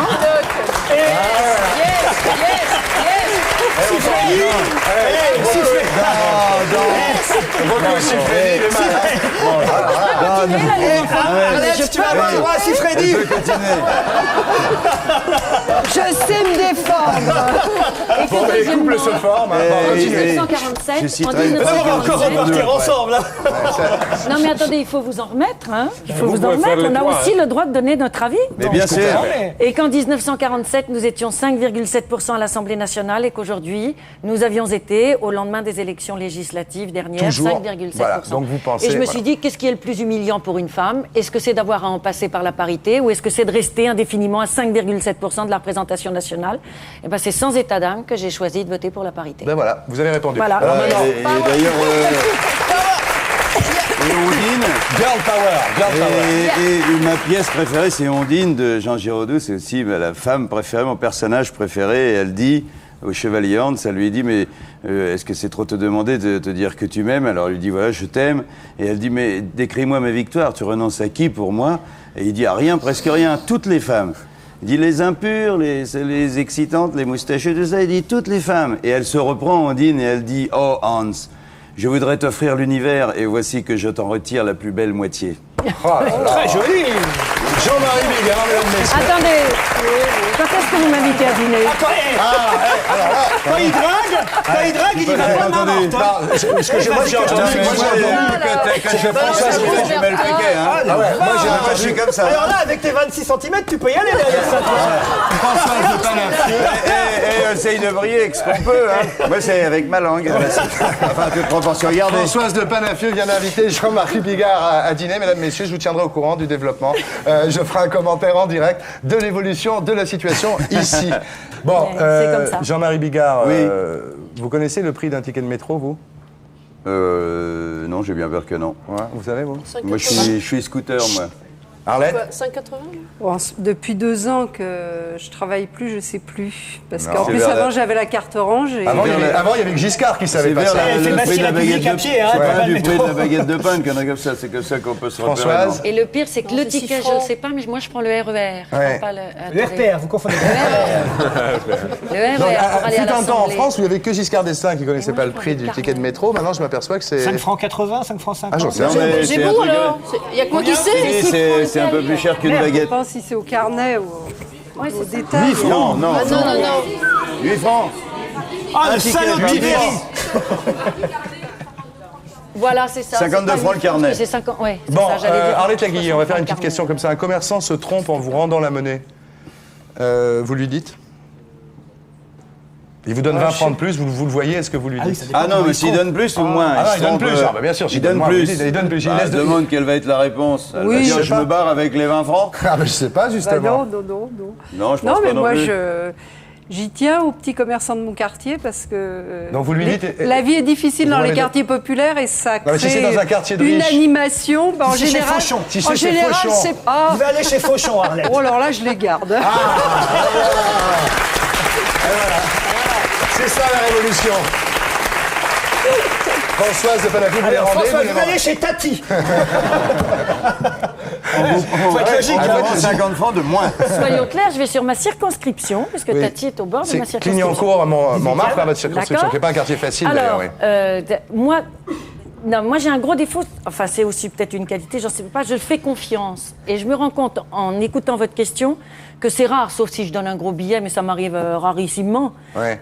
de vérifier. Je ne recompte pas, en fait. Je fais confiance à celui qui me rend la monnaie. Ouais. C'est curieux, je n'ai pas ce réflexe de recompter mes pièces. Ah ouais.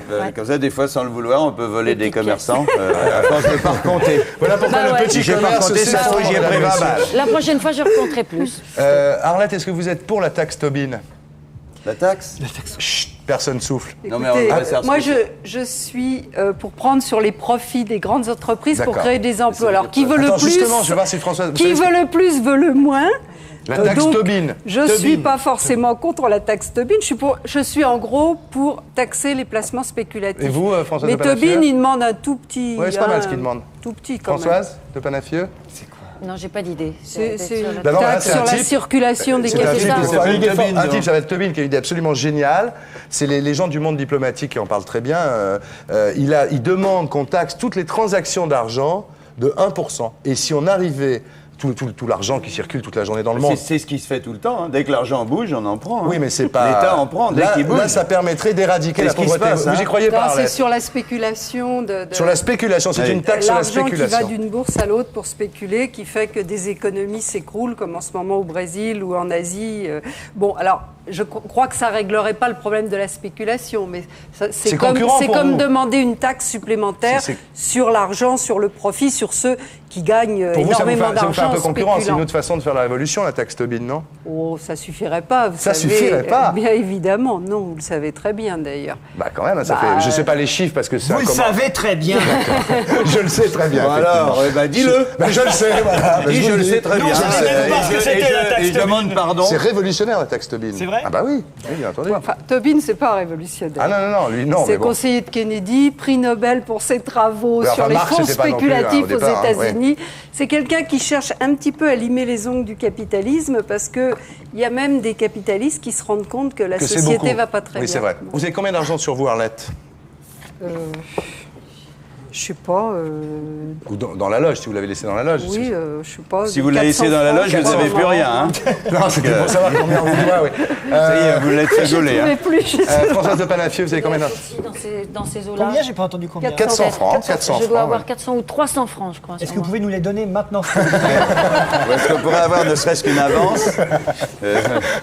Non, mais pour ce qui est du pognon, il y a un truc quand même qui est très clair. Le pognon, le chômage, moi je suis content de parler avec deux représentantes comme ça, charmantes de la politique ou du gouvernement ou tout ça, parce que le pognon, il faut quand même expliquer un jour aux gens que les gens riches sont de moins en moins, ils sont de plus en plus riches et de moins en moins nombreux, c'est une pyramide, et puis que les pauvres, ils sont de plus en plus pauvres et de plus en plus nombreux. Et que ça, c'est un truc logique. On me demande si je suis choqué. Non, ce qu'on fait avec 200 francs, et les gens qui le font avec 200 millions, tout simplement. Et puis du chômage, il faut arrêter, il faut dire aux gens, il n'y aura pas de moins en moins de chômage, il y aura de plus en plus de chômage.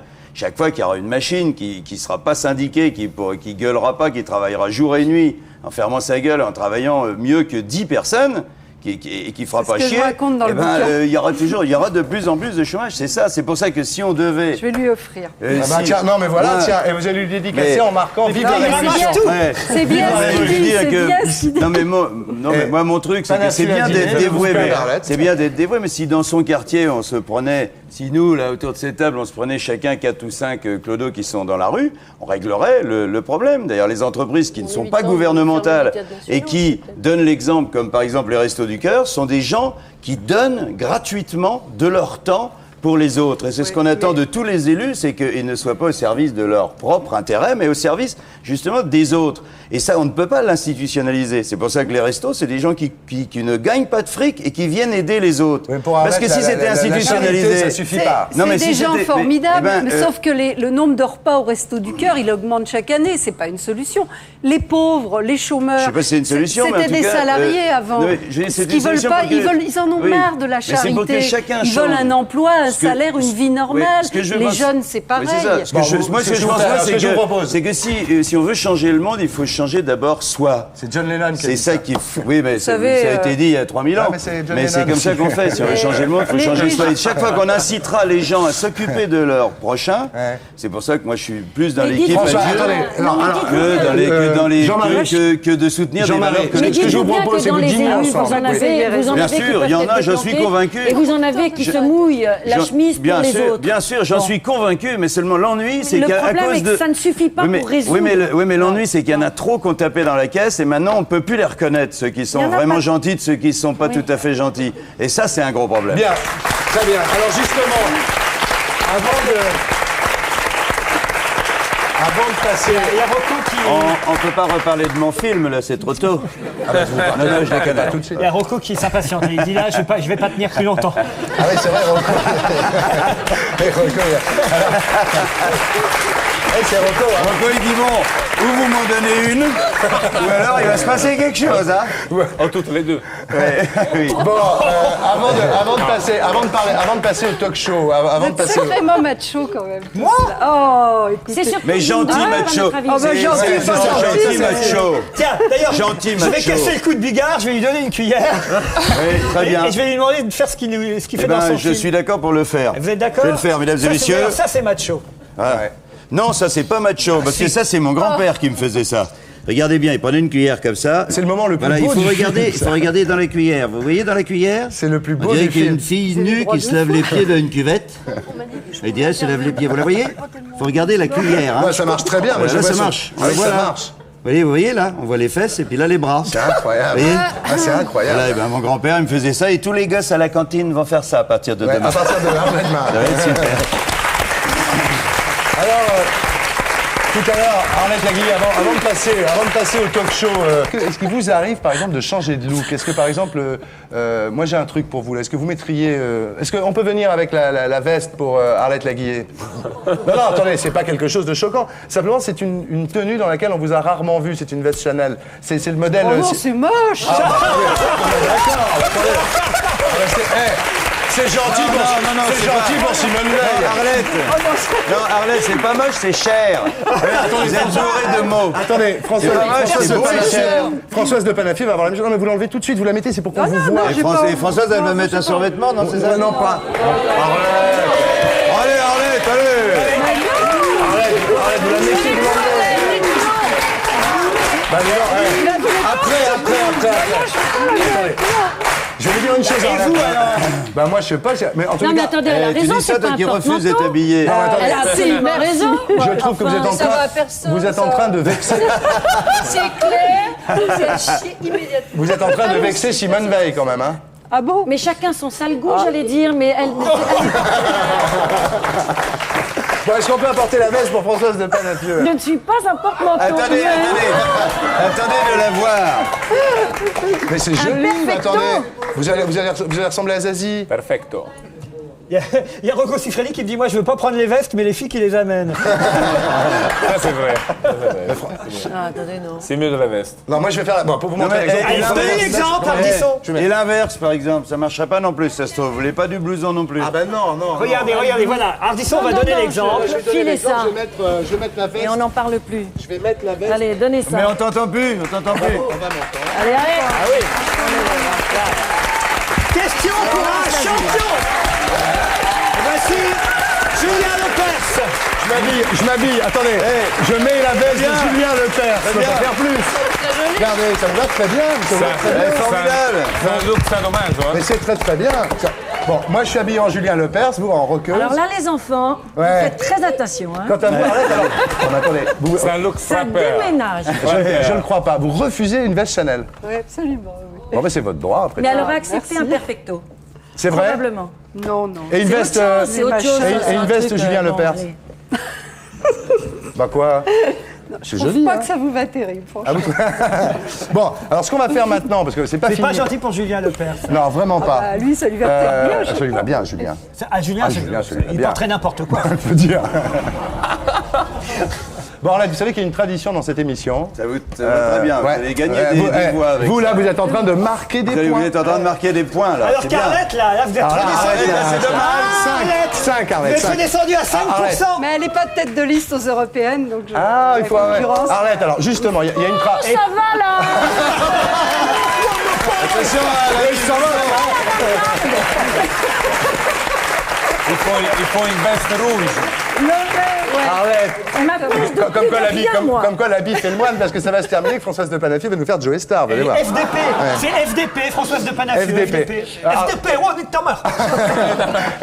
Arlette, sérieux, vous savez que dans cette émission, il y a une tradition, c'est qu'on chante l'international. Robert Hue l'a chanté, je l'ai chanté avec lui, Daniel Cohn-Bendit l'a chanté. Est-ce que vous êtes d'accord pour chanter le couplet de l'international que vous préférez d'ailleurs? Oh, je chante... Oh, j'ai la... Non, Ah bah, mais vous sérieux, aimez, hein. j'ai... Pas mal, bah oui, non, mais c'est dur de faire chanter. Hein? Non, mais je... Moi, je connais pas, mais... Tu la connais? Non, je connais pas. Allez, 1, 2, 3. C'est la lutte Ça, c'est le refrain, ouais. finale. Groupons-nous des deux mains. Des deux mains, Rocco. Arrête, laisse partir, Laurent. Excuse-moi. C'est vrai qu'on n'avait pas le droit. Comment c'est Vachement dur, il difficile. fallait Si tu veux, trouver je la te note chante et tout, Fratelli il était d'Italia. là. C'est quoi Fratelli On faisait d'Italia un Fratelli Laurent, d'Italia, l'Italia, Quelle c'est organe. destin. Voilà, ça c'est un peu mieux. Ouais. Pour moi. C'était bien, moi j'étais bien tous les deux là. Mais bien sûr. Au moins, hein. Ouais, vous vous marrez, vous là. Vous vous marrez. Ah non, non. Si, si. Je ne me marre pas du tout. Vous depuis allez 2 vous secondes. marrer là. Est-ce Je que me vous avez demande compris à quelle sauce Vous avez je vous compris. êtes mangé. Est-ce qu'on moi. peut apporter l'objet, s'il vous plaît? L'objet. Ah. C'est une maison bleue. Oh la vache. Non, Thierry, c'est dégueulasse. Non, mais Surtout, ne me dis pas qu'il y a Hugo Frey qui va débarquer. non, ça je te garantis que non. Non, faut dire une chose. C'est mon ami Hugo. Vous jouez Frey, très je bien. Non, signale. attendez. François, si vous ne saviez pas jouer, je ne me serais pas permis, parce que je savais qu'Arlette savait chanter l'international, c'est pour ça que je lui ai demandé. Si je savais que. Si j'étais pas au courant, je vous demanderais pas. Je vous le demande parce que vous jouez très bien. Mais c'est vrai. Mais c'est vrai que Non, vous mais jouez sérieux, bien. vous jouez de la guitare? Ah ouais, je joue très très bien. Non, sans rire, j'en ai joué pendant 30 ans de ma vie. C'est vrai, Oula, à raison d'une heure et C'est demie. génial. Voilà. Mais. Faites la bomba, faites la Mais bomba. sans rire aussi, j'en ai pas joué, sauf il y a 1 an par hasard au cours du bon. Mais je n'en ai pas joué depuis sûrement plus de 10 ans. Non, mais faites Et la donc, bomba. On verra pas la différence parce qu'on vous connaissait pas avant. C'est vrai. François, non, ça, faites la bomba. La Françoise, bomba. regardez si elle est accordée déjà. La bamba. Pas j'ose interdire. Vous allez voir. bamba. Vous allez voir ce que vous allez voir. Vous allez voir la bamba. Vous allez voir Arlette. Hein. Ouais. La bamba La bamba, la bamba. Pas facile avec En le tapez dans perfecto. vos mains, hein. parce que ça, c'est... ouais, ça va aller. Bon, Bon, je m'excuse à l'avance. pour Trini Lopez. Et pour surtout ces crissements de perfecto, je vous signale Mais non, que c'est justement. pas facile. Mais non, mais hein. c'est ça qui Enfin, fait le c'est pas charme. On a grave. l'impression de Bernard Lavilliers. Arrête, on va dire. C'est terrible. Mais arrête, Laurent. Il casse tout ce qui est beau.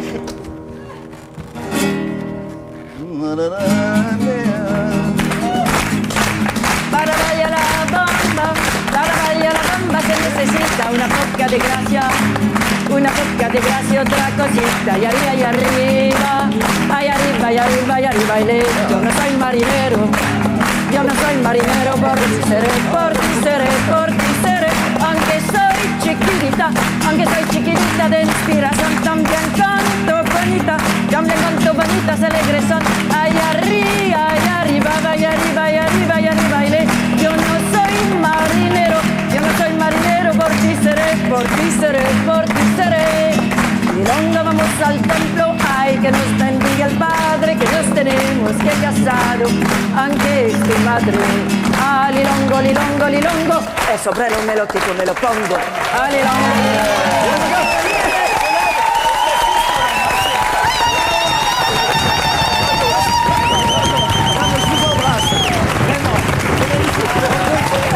Bravo. Attention.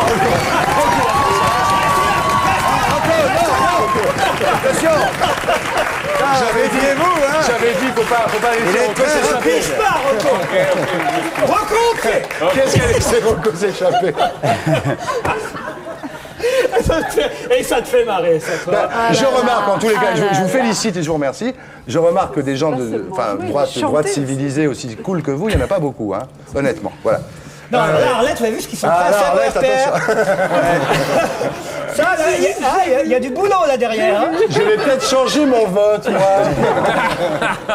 Je dois dire quand même que réfléchir. j'avais reçu il y a 3-4 mois de ça Madame de Panafieux sur France Inter. Oui. Et 3-4 mois après, elle est quasiment, d'après les sondages, élue maire de Bah ouais, Paris. oui. Alors, après ce qu'elle vient de faire là, Encore elle est deux, élue trois à l'Élysée. présidente de la République. À l'Élysée. Oh, là. ça, président.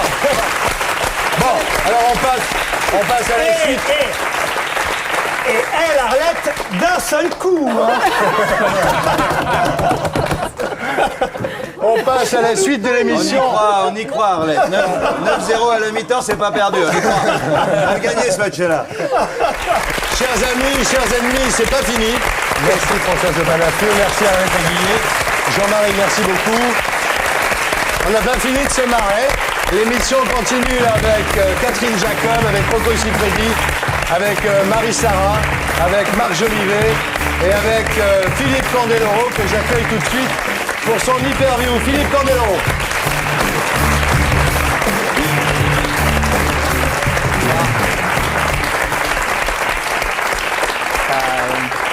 Bienvenue à bord, Philippe Candeloro, bonsoir. Bonsoir. On se connaît pas, on s'est jamais vu. Non, jamais. Vous connaissez mon ami Laurent Ruquier? Moi, je le connais, oui. On se connaît, oui. Et alors, ça s'est bien passé la première fois? Très bien. Très bien. On va vous faire une hyperview. Alors, une hyperview, vous allez voir, la lumière va baisser dès que je vais poser la première question. Et Rocco peut vous poser des questions, Laurent peut vous poser des questions, et Catherine peut vous poser des questions. Et moi, je vais pas me... Ça c'est speed, là, voilà. je débarque et tout de suite. Ah ouais, tout de suite. Rocco Siffredi, qui est un homme politique italien. Italien. On s'arrange comment, alors? Vous le connaissez, Rocco Siffredi? Non. Il a joué dans Darzan, il a joué dans Dr Rocco et Mister Sodo. Blanche-Fesse et... C'est pas, je vais apprendre à le connaître. Blanche-Fesse et les 7 mains. Godzilla, vous l'avez fait? Le gland pardon. Le gland pardon. Oui, ou dans quoi aussi Mr. Clitoris. Mister Clitoris. On va bien s'entendre, C'est un type qui a une longue carrière derrière lui. Hein. Il est un peu comme vous, il brise la glace. Hein, Il brise la glace tout de suite, oui. Il me semble qu'il me dit quelque chose maintenant. Ouais, bah oui, Rocco Siffredi. Surtout oui. quand vous me parlez de Blanche-Fesse et les 7 mains. Voilà, c'est ça. Bon, Philippe Candeloro, donc après votre médaille de bronze à Nagano, vous avez décidé de passer pro, hein, c'est ça? Ça y est, c'est fait depuis un an. Là. Parce qu'avant, vous étiez un peu amateur, quand même. Mais dites-moi, médaille de bronze à Nagano, vous avez, à l'international, vous avez jamais été premier? Non, jamais en fait. J'ai jamais eu de titre suprême, donc c'est ce qui emmerde un peu le monde des fois. Ouais. Parce qu'en fait, je suis autant, voire plus médiatique que certains champions du monde ou champions olympiques, donc ça paraît bizarre, mais bon, c'est comme ça.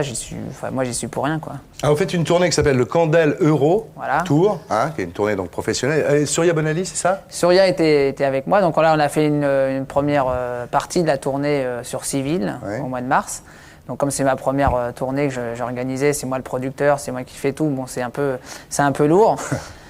Enfin, je veux dire, il y a beaucoup de choses où il faut faire attention. Donc c'est vrai que financièrement, j'ai pris encore un petit peu mal, mais bon, chaque production, en fait, on diminue le déficit. Oui, c'est ça, c'est que maintenant vous êtes à votre compte parce que vous aviez beaucoup de problèmes d'argent avec la Fédé.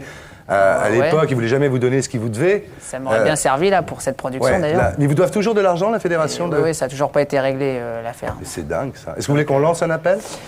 Non, les avocats sont en train de s'en occuper. Ils lancent des appels, d'accord. Alors, ce qui a surtout rendu populaire Candeloro, c'est d'abord sa voix et sa tchatch, parce que d'abord il parle, on lui pose des questions, il répond. Et surtout, il a cette gouaille de Titi parisien qui fait que tout de suite les imitateurs se sont emparés de lui. Et alors, même quand il parlait pas, on l'entendait à la radio, au Guignol, à la télé. Et ça, c'est ça qui fait la gloire. Pas les mieux en plus. Hein. Pardon? Pas les mieux. Hein. Pas les meilleurs imitateurs. Hein. Pourquoi? Il y en a des mauvais qui imitent? Ah oui, il y en a certains. Hein. Comment ils imitent? Il y en a un qui, je sais plus comment il s'appelle là, il est en face de moi aujourd'hui, mais je me rappelle plus son nom. Mais moi je suis pas imitateur. Ouais, mais enfin, tu te fous pas mal ma gueule quand même. Des fois. Ok, mais je peux garder ma voix pour ça. Alors je peux vous dire Alors écoutez. Non, c'est vrai que je tiens à remercier beaucoup les Guignols qui m'ont fait aussi un bon coup de pub. Ça vous a fait du bien, c'est comme un Chirac, oui, ça vous a aidé. Et en plus, si vous voulez, moi je me suis jamais. Comme Arlette. Je me suis jamais fâché en fait avec eux. Et c'est ça qui est formidable. Voilà un mec qui est resté sympa parce qu'on pouvait dire les pires conneries sur lui, ça le faisait marrer. C'est pas comme même moi, ça m'arrivait de rigoler des propres conneries où ils se foutaient de ma gueule. Donc moi, quand j'allume ma télé pour regarder les Guignols ou une émission de divertissement, c'est pour rire, c'est pas pour apprendre quelque chose de vérité. Je me souviens lui avoir dit, tiens, il a raté un triple saut, ses parents, eux, l'ont réussi. Bon, par exemple, ça, c'était pas sympathique. Pas du tout. Qu'est-ce que j'ai pu dire? Les Américains, on nous envoie le cochon qui parle, les Anglais ont la vache folle, nous, on a l'âne qui patine. Bon, c'était pas sympa non plus. Et ben voilà, il m'a jamais foutu son poing dans la gueule, c'est peut-être pour ce soir. Non, moi, à la sortie. Moi, c'est pas avec les poings que je vais régler ça, je vais t'inviter sur la glace et puis tu verras comment c'est facile. Là, une fois, je l'ai fait. Ouf, mon Dieu, je quittais pas la rambarde, là, c'était terrible. Ouais, l'âne, finalement, c'était pas moi. Alors, en France, c'est vrai que vous avez quand même une réputation un petit peu, je sais pas si je me trompe, vous connaissez bien Philippe, mais un peu de grande gueule médiatique. C'est vrai que vous parlez de vous à la troisième personne, ça vous arrive, ça? Non. Je parle là comme je vous parle aujourd'hui en fait. Ouais, vous dites jamais comme Alain Delon. J'ai dit une fois. Candeloro à froid ou Candeloro à soif. Ouais, il y a 3 semaines, j'ai fait une conférence de presse donc pour la tournée du Candel Retour et c'est vrai que j'ai un peu employé la troisième personne et en fait bon, c'était un peu une erreur quoi. Bon, vous le regrettez? Non, parce que Delon ne regrette pas. Je regrette pas, mais bon, c'est vrai qu'il faut mieux parler de soi, comme dire je et puis voilà, basta, on n'en parle plus. Moi, ce qui me fait rire, en tout cas, chez Candeloro, et c'est aussi pour ça qu'il a révolutionné... Alors, nous, évidemment, c'était du pain béni pour les humoristes, mais ce qui a révolutionné le patinage, c'est quand même qu'il venait déguisé. Bah voilà. Il a eu... Alors ça, on allait y venir, j'imagine. C'est les costumes. Moi, je veux dire, j'ai noté, je me souviens, D'Artagnan. Lucky Luke. Conan le barbare. Le parrain. Est-ce qu'il y a eu Zorro? Non, mais il y a eu Napoléon. Non, parce qu'en fait, il y a eu Napoléon, mais le choix entre D'Artagnan, il y avait D'Artagnan, Zorro, Fanfan la Tulipe. En fait, il y avait un choix, mais c'était les KPDP qui Et m'intéressaient. là, vous avez eu quelle panoplie pour Noël dernier? Là, j'ai eu Batman, Georges de la Jungle, et puis... Georges de la Jungle, c'est vachement bien. Georges de la Jungle, c'est ce que j'ai fait sur ma tournée là, du mois de mars. C'est super drôle, Georges donc, de la Jungle. alors, je faisais une impro tous les soirs, en fait. Vous avez apporté le spectacle, Philippe Candeloro. On dit souvent que vous faites du cinéma, ce cinéma-là, en tous les cas, pour cacher vos faiblesses techniques, c'est vrai? Pas la faiblesse technique, plus la faiblesse artistique, parce qu'en fait, quand j'étais jeune, j'aimais pas du tout l'artistique, et pour un mec qui fait du patinage artistique, c'était un peu gênant quand même. Ouais. Donc, parce que pour moi, lever un bras, ça faisait gonzesse, et puis c'est vrai que il y avait vos copains hockeyeurs qui vous disaient à Colombe, vous êtes de la natation d'abord, et vos copains hockeyeurs vous disaient que c'est un sport de pédale. Voilà, ils me disaient, viens plutôt faire du hockey, tu verras. Et puis finalement, après, on apprend que les hockeyeurs, finalement, dans le vestiaire, ils s'en mangent pas mal. Comme ça.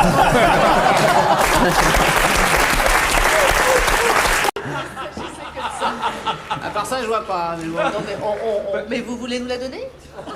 Non, j'irai pas jusque-là. Donc je tiens à dire que cette émission est passée sur France 2. Juste avant, ça s'appelle Qui est qui? C'est un jeu. Que, pardon. Alors la première fois que j'ai rencontré Rocco Siffredi, je lui ai dit, on faisait une interview un peu comme ça, carte d'identité, disons, et je lui dis ta taille, il me répond tout de suite 25 cm. Il n'a pas du tout pensé à autre chose. Alors vous... Enfin Non, mais attends. À l'heure qu'il est, on peut en parler. Je comprends qu'à 7h30 du soir, on puisse pas en parler. Je réponds toujours de la taille moyenne des Français, 18 cm, on va dire. Ah, vous dites ça? Ouais, en gros. En gros. En gros, il y a mieux. 18 en gros, ça fait 19. Hein, ouais. Il y a mieux. Moi, je dis ça dépend de la fille. Parfois, ça longe un peu plus. Parfois, un peu moins. J'ai peut-être pas encore la même expérience. Mais moi, Pourquoi, lors de l'émission Qui est qui, quand la fille vous dit la question qu'on vous a... c'est Marie-Ange Nardi. Marie-Ange Nardi. Pourquoi, quand elle vous dit la question... Pourquoi vous répondez ça? C'est insensé, quand même. Je sais pas, parce que bon, les questions, on m'en a posé... Mais c'est vraiment vrai, alors c'est une question qu'on vous a jamais posée. Ouais, non. Puis elle est jolie, peut-être vous a fait penser à ça aussi, non? Marie-Ange Nardi, elle est jolie. Non, pas spécialement, mais... Inconsciemment, c'est en fait, c'est parce que... Je dis j'aime bien Marie-Ange Nardi, elle est mignonne, mais je veux dire, c'est pas ça qui m'a fait penser à la question. Ouais. Ouf, on l'a échappé belle, là. On l'a échappé belle. Marie-Ange Nardi ira mercredi, mais bon. Ouais, mais non, je sais pas, c'est parce que c'est vrai qu'on a jamais... C'est la question, qu'on n'a jamais osé vous poser. Vous savez pourquoi? Parce qu'on n'a jamais fait d'émission ensemble. C'est tout, sinon vous l'aurez... Il y a longtemps qu'ils vous auraient demandé alors dans les vestiaires de la patinoire. Non, ça c'est les hockeyeurs. Voilà, il y a beaucoup de choses à raconter, il y a même un film à faire. Donc il y a un film à faire? Justement, je prendrai la carte de monsieur pour les doublages. Mais en plus, il ressemble terriblement depuis qu'il est rentré à Van Damme. Ouais. Ah, il ressemble à Van Damme. Terriblement, ouais. Bon. Pour mon point de vue comme ça. Il est moins bête que Van Damme quand même, non? Et peut-être la Van Damme, s'il doit faire un film tout de suite produit, il y a du X. Ah d'accord, du X tout de suite. Vous êtes prêt, même malgré les 18 cm, parce que moi je veux non, pas... mais la longueur, ça n'a pas d'importance. Il a dit peut-être ça peut s'allonger un peu plus. À moi, j'y crois, moi. À moi, on m'a toujours dit, bon, tu es bien sûr tu es le numéro 1 parce que tu as une grosse queue. Oui. Mais c'est pas vraiment ça. Il y a eu des grands acteurs dans les X comme Leslie qui avaient au contraire même 15 ou 14. Ah bon? Et ça dépend surtout comme tu le fais. Bon, parfois moi j'ai des filles qui m'ont dit ah, c'est trop grand, ça va me faire mal. Et Laure Sinclair a refusé, vous savez ça? Laure Sinclair a refusé, je dis pas Anne Sinclair, je dis Laure Sinclair a refusé de... J'ai eu j'ai eu pas mal de fois comme ça. Sexe sur sexe. Avec Laure Sinclair. Non, mais heureusement, la plus grande partie des fois, quand à la fin ils ont décidé de le faire, ils m'ont jamais dit enlève-le. Ouais. Donc ça c'était bien. C'est avant que ça leur fait peur. Donc en gros, ce que vous dites, c'est que les films porno sont à la portée de toutes les bourses. Toutes les bourses? Toutes les bourses. Ça dépend comme tu le fais, dans le charisme que tu as. Mais sûrement, la chose plus importante, c'est la passion que tu mets dedans. Ben voilà, alors attendez, la passion. Ce que vous dites là, c'est une très bonne nouvelle parce que Philippe Candeloro dit, quand on lui dit mais vous gagnez beaucoup d'argent, il dit attendez, moi je vais terminer entraîneur à 10 000 balles par mois, donc si je peux prendre de l'argent maintenant, vous n'allez pas me le reprocher. Vous avez peut-être une autre façon de vous reconvertir après vos... Pourquoi pas? Je disais, pourquoi il me disait rien tout à l'heure? C'est parce qu'en fait, il est trop jeune. Moi, mon prof des films porno, c'était plus Alban. Alban Serré, bien sûr. Ouais, Alban Serré que nous saluons ici. Pontello, Aujourd'hui, c'est vrai que les films porno, bon, Roberto Malone. J'ai plus tendance à Non, le faire. Roberto, on a commencé ensemble. C'est Ouais. que lui, il est plus âgé, mais on a commencé tous les deux T'as en entendu ce qu'il dit 85. Il dit avant, il a regardé, maintenant il est fait. Non, mais je veux dire, je fais plus ces choses-là avec ma femme qu'à regarder la télévision, quoi. Ah, c'est-à-dire vous le faites en vrai, quoi. Ouais, enfin, je fais pas les films, hein, mais bon. Ouais, vous faites ce Mais qui vous se passe filmez dans les parfois films. ou pas Non, pas Non, encore. pas encore. Je pose des questions à la Hardisson, moi, maintenant. Ça déteint. Ah oui, ça détend votre Ça truc. déteint. Non, mais voilà, donc peut-être vous avez une nouvelle carrière devant vous. Pourquoi pas, mais à mon avis, avec ma femme, ça risque d'être dur quand même. Hein. Pourquoi? Elle veut pas? Mais pourquoi avec votre femme? C'est du cinéma, hein? Non, après, c'est un état d'esprit, après. Hein. Oh là. Bien sûr. Mais en tous les cas, on est heureux de savoir qu'après 7 ans de mariage, vous vous amusez toujours beaucoup avec Olivia. Ah oui, ça va. Bah, c'est bien, ça nous fait plaisir. Salut, Olivia. Bon, alors maintenant. Ils sont mariés sur la glace. Ils sont d'ailleurs. mariés, oui. Alors, dernière question. Une petite dernière question, mais vous restez avec nous, hein. Ouais. Une petite dernière question. Est-ce que dans le patin, il y a de la dope comme dans le vélo? Parce que la dernière émission, on a vu Erwan Mantéour qui nous en a raconté des bien belles. Est-ce que dans le patin, il y a de l'EPO, des corticoïdes? Alors en fait, bon, dans le patinage, c'est quand même un sport assez particulier. Je dirais, se doper pourrait servir à long terme sur l'entraînement pour faire des charges de travail beaucoup plus intenses.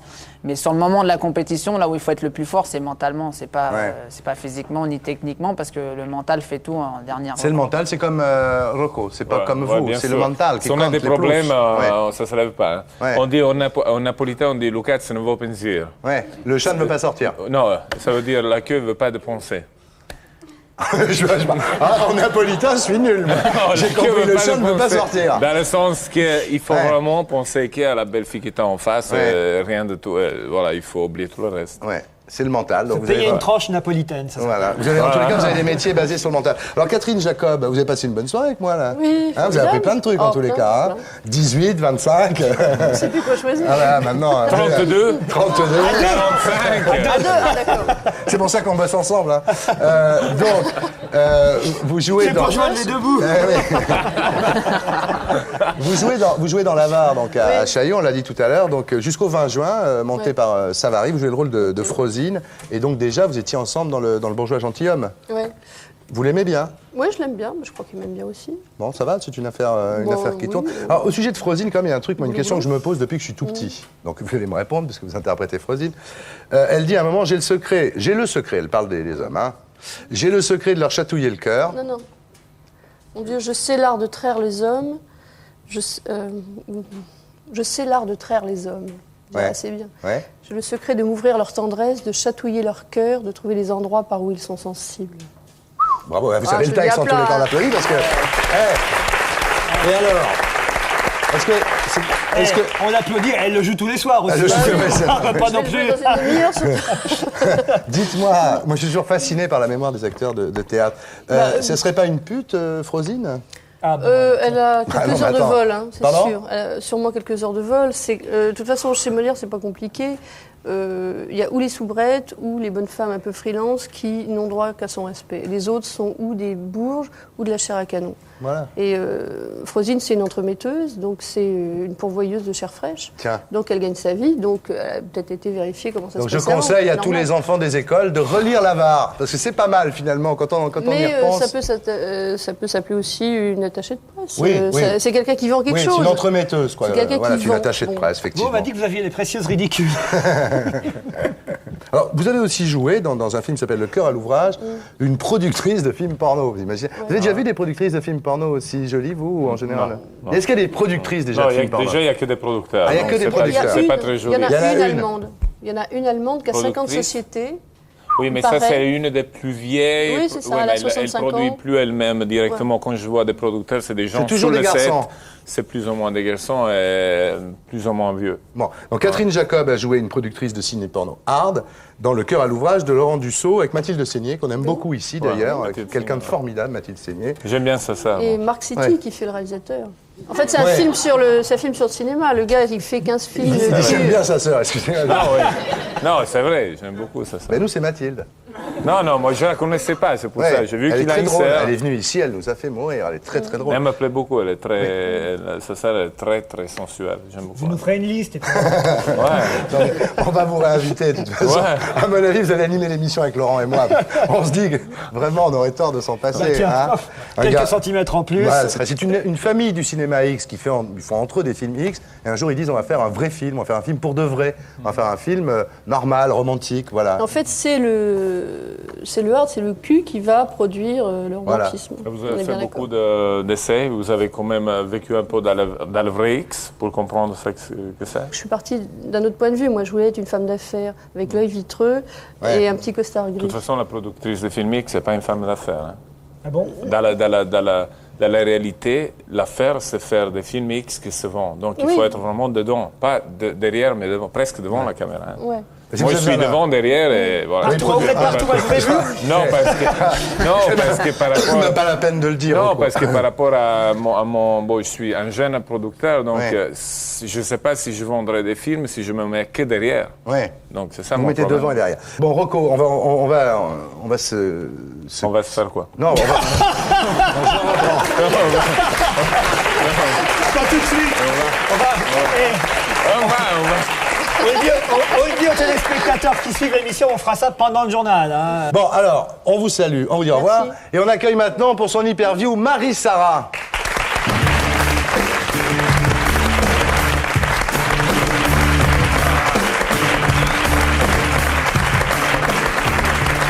Marie-Sara, bonsoir. Bonsoir. Donc nous avons décidé... Bijou, on se calme, Bijou. Très très belle. Hein? Très belle. Donc on vous a mis un petit peu loin. Donc c'est une émission... Ils me font passer pour le monstre de Florence. Donc cette émission a été transformée en émission sportive, puisque nous avons ici Philippe Candeloro qui fait du patin, Rocco Siffredi qui fait des films X, Marie-Sara qui tue des taureaux, donc c'est vraiment une émission... Quoi, vous? J'ose pas le dire. Bon, alors, Marie-Sara, on va vous faire une hyperview. Oui. Donc, vous allez voir, la lumière va baisser. Vous allez voir, elle va baisser. Et moi, je vais arriver. Un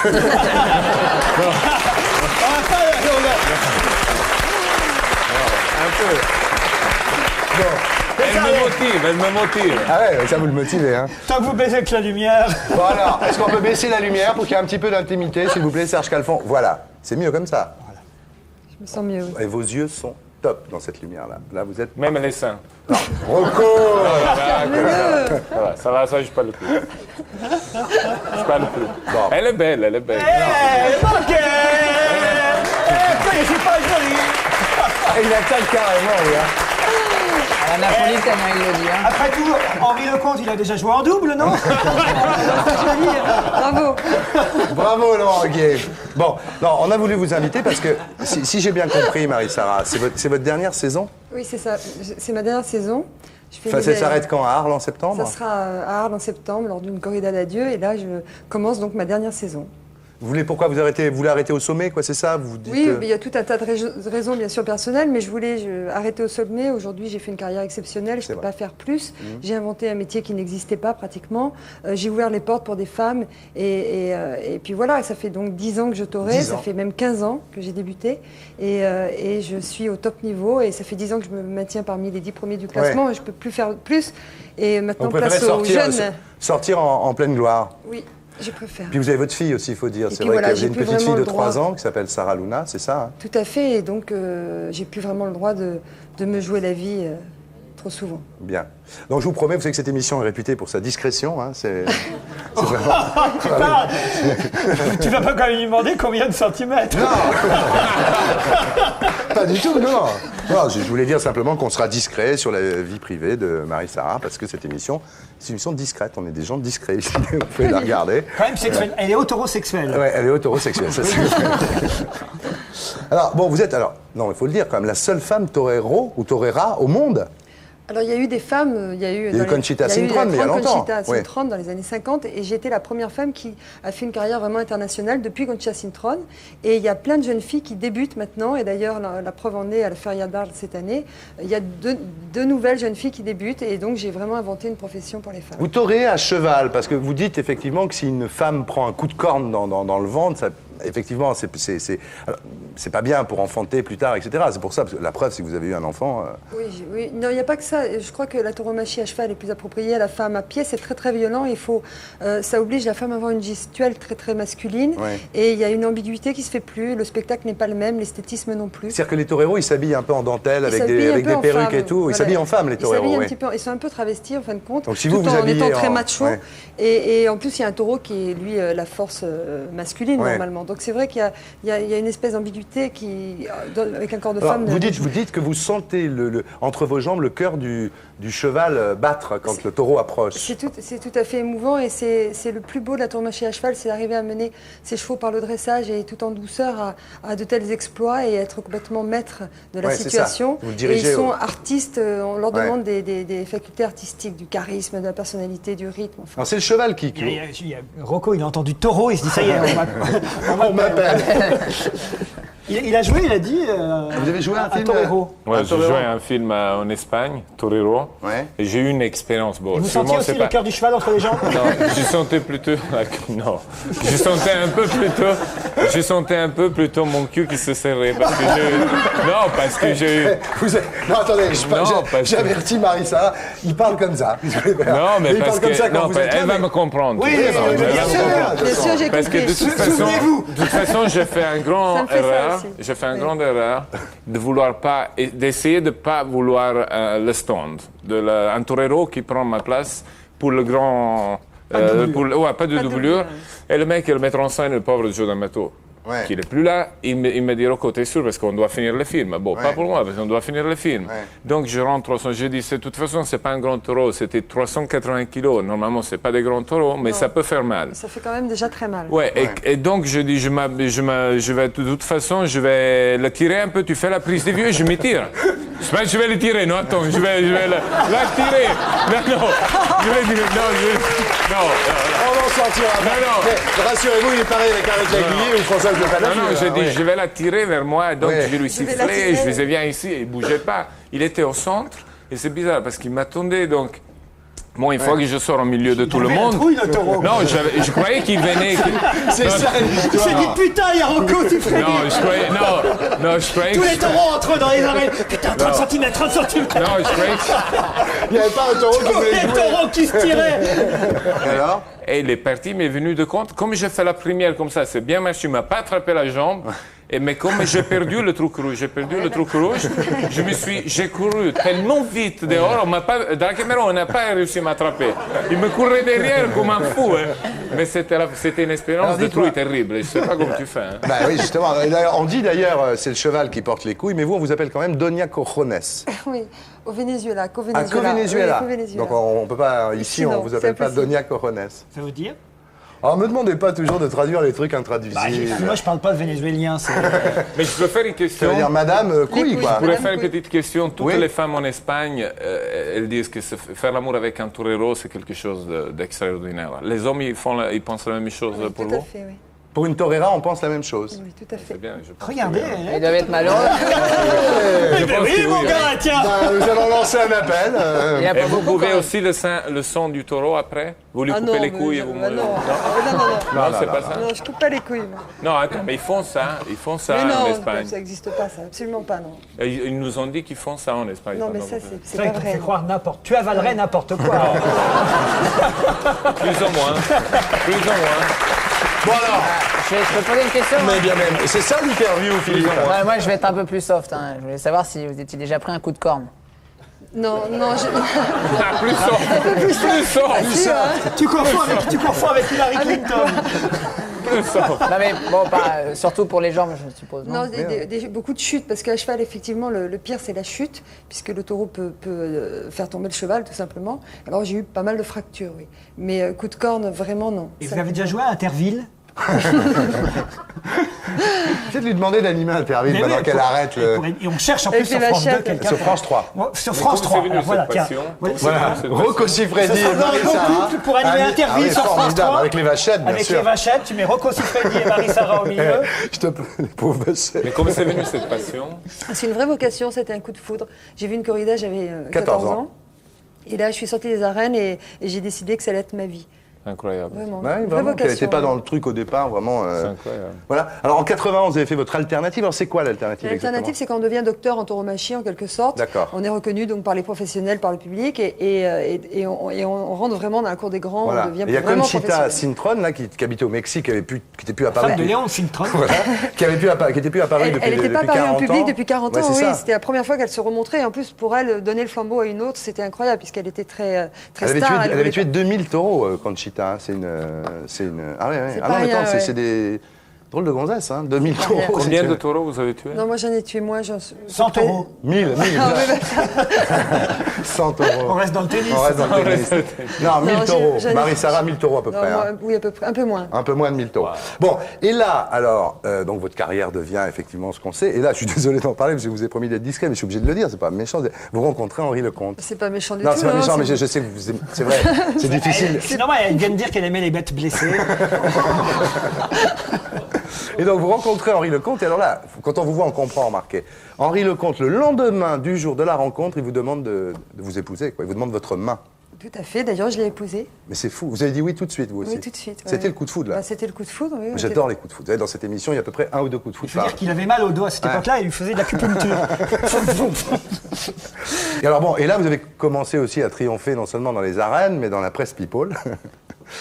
Et alors, c'est dans la presse people. Hein. Non, lui, c'est dans... Qu'est-ce que c'est presse people? Popol, c'est Popol. Ah. La presse Popol.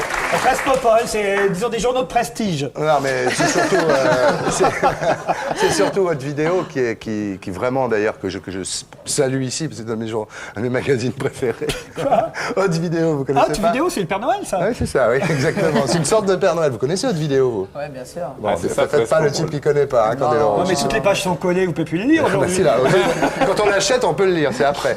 Donc là, vous êtes donc devenu effectivement une star des médias, disons, vous appelez Ritonette. Non, une fois, on m'a rappelé Ritonette quand j'étais dans le sud-est de la France, d'ailleurs à Saint-Vincent-de-Tyros, Ouais. et c'était plutôt sympathique, oui, effectivement. C'est bien Ritonette. C'était mignon. Ouais, Ritonette. Et alors, on vous jetait quand même des balles de tennis dans les arènes, ça c'est pas... Toujours le même jour, C'est le mieux jour des de boules de Ritonette. pétanque. Oui, c'est Ouais, des c'est boules de mieux, pétanque. que des tomates aussi, non? Ouais. Non, mais c'était juste ce jour-là, bon, c'était rigolo, Bon. pas plus. Et alors, vous êtes acheté un mât avec Henri Lecomte, vous avez mis vos initiales sur la porte, c'est vrai? C'est vrai. Comme à Dallas, quoi. Non, comme en Andalousie, comme bon en Andalousie, comme en Espagne, c'est de tradition, quand on a un élevage de chevaux, de mettre le fer de l'élevage sur la porte. Ce que j'ai appris... Les gens disent, tiens, c'est Michel Sardou. Et alors, ce que j'ai appris, c'est que venait toréer chez vous, à la grande époque, Christian Clavier, ça encore, Oui. mais Serge Julie de Libération. Oui, je lui donnais une alternative. Oui. C'est que le patron de Libération, on ne savait pas où il était, le patron de Libération, il allait Oui. chez vous faire de la corrida. On lui a fait torer quelques petites vachettes, tout à fait. Alors, heureusement qu'Arlette Laguillet n'est plus là, parce que, dis donc, elle lui passera un savon, là, hein, sur un coup pareil. Et alors là, bon, vous dites, après, on en arrive à la fin de cette interview, parce que là, vous dites qu'il y avait trop de paillettes, je me suis laissé un peu enivrer par tout ça, quoi. Mais c'est-à-dire, c'est pas vraiment ça, c'est que effectivement, je suis de toute façon en décalage, moi, avec la vie, entre guillemets, normale, parce que je vis dans un monde décalé, vu que je suis dans un milieu complètement fermé, sur les routes, avec un milieu d'hommes, on se retrouve dans des villages pourris au fond de l'Andalousie pour torer dans une corrida assez minable, parce que ça fait partie du lot, il n'y a pas que les grandes arènes. Ouais. Et c'est vrai que quand on est obligé de vivre cette vie-là, et en plus on a besoin d'être concentré et de ne pas sortir de ce milieu-là et de s'entraîner tous les jours. Moi je fais 6 heures d'équitation par jour quand même, donc c'est vraiment une vie, d'ailleurs c'est aussi pour ça que je m'arrête de Ce que vous êtes en train de torer. nous dire là, c'est que vous aviez une vie concentrée, que le comte il faisait pas 6 heures d'entraînement par jour là. Non, pas du tout, mais on Ouais. s'entraînait pas aux mêmes endroits donc et tout c'est ça, compliqué. ouais. Et puis c'est vrai que ce décalage avec la vie après de tous les jours, ou la vie un peu Ça le faisait parisienne, plus, quoi. c'est compliqué. Ouais. Quoi. Et alors, donc, et vous vous êtes souvenu au moment de votre divorce de ce que vous disait votre grand-mère Magdeleine. Mais je suis pas divorcée. Oui, mais bon, Non. votre séparation. Les hommes sont toujours de passage, elle vous a dit quand vous étiez toute petite. Ça, c'est ma grand-mère qui le disait. Oui. Moi, je le dis pas. Je m'en suis souvenue, mais je le dis pas parce que. J'aimerais faire l'autostop. Vous passez à côté. Il vous drague, là. Il vous drague, hein. Ouh, mon Dieu. Bon, Marie, merci. Vous voyez, on a été extrêmement discret. Je le fais. Il a posé toutes les questions qu'il voulait. Non, mais vous êtes vraiment gonflé, vous, alors. Quoi? Ah, vous m'écoutez.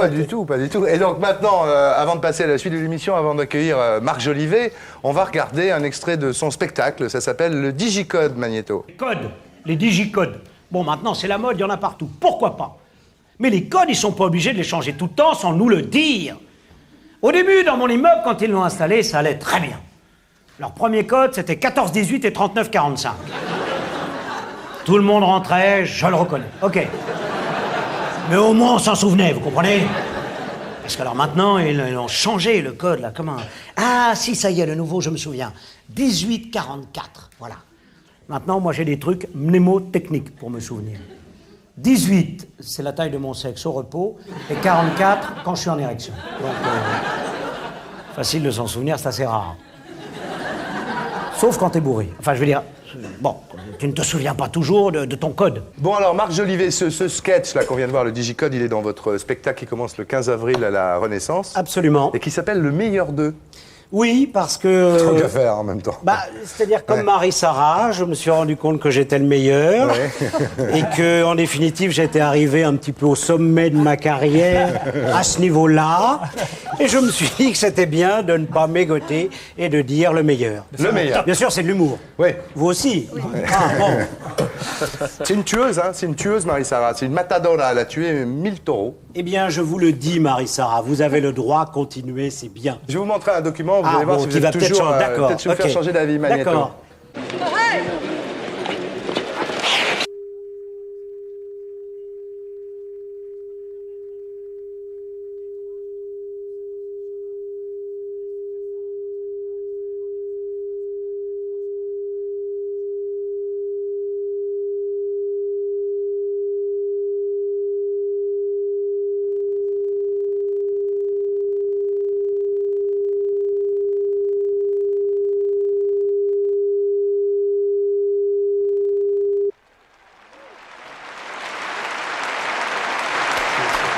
Marie-Sara, alors c'est dans quelle arène?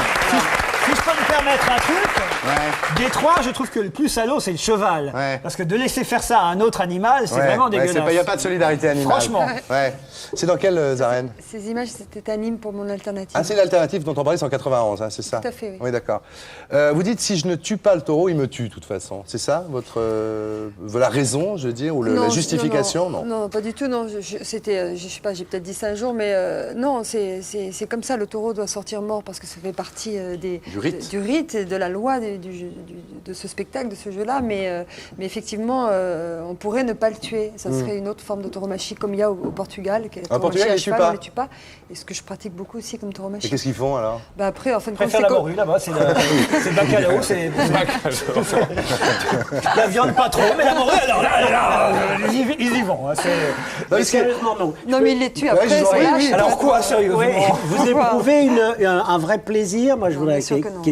Alors pourquoi vous le faites? Il n'y a pas de plaisir. Non, il n'y a pas de plaisir à tuer. Tuer est complètement abstrait dans l'arène. Le plaisir n'est pas celui de tuer. On n'est pas des fous furieux oui, qui mais c'est ce que vous faites quand même. Oui, mais donc, je voudrais vraiment comprendre. Il n'y a pas de plaisir au moment de la mise à mort. La tauromachie n'est pas que tuer un taureau. C'est autre chose. Vous le faites quand même.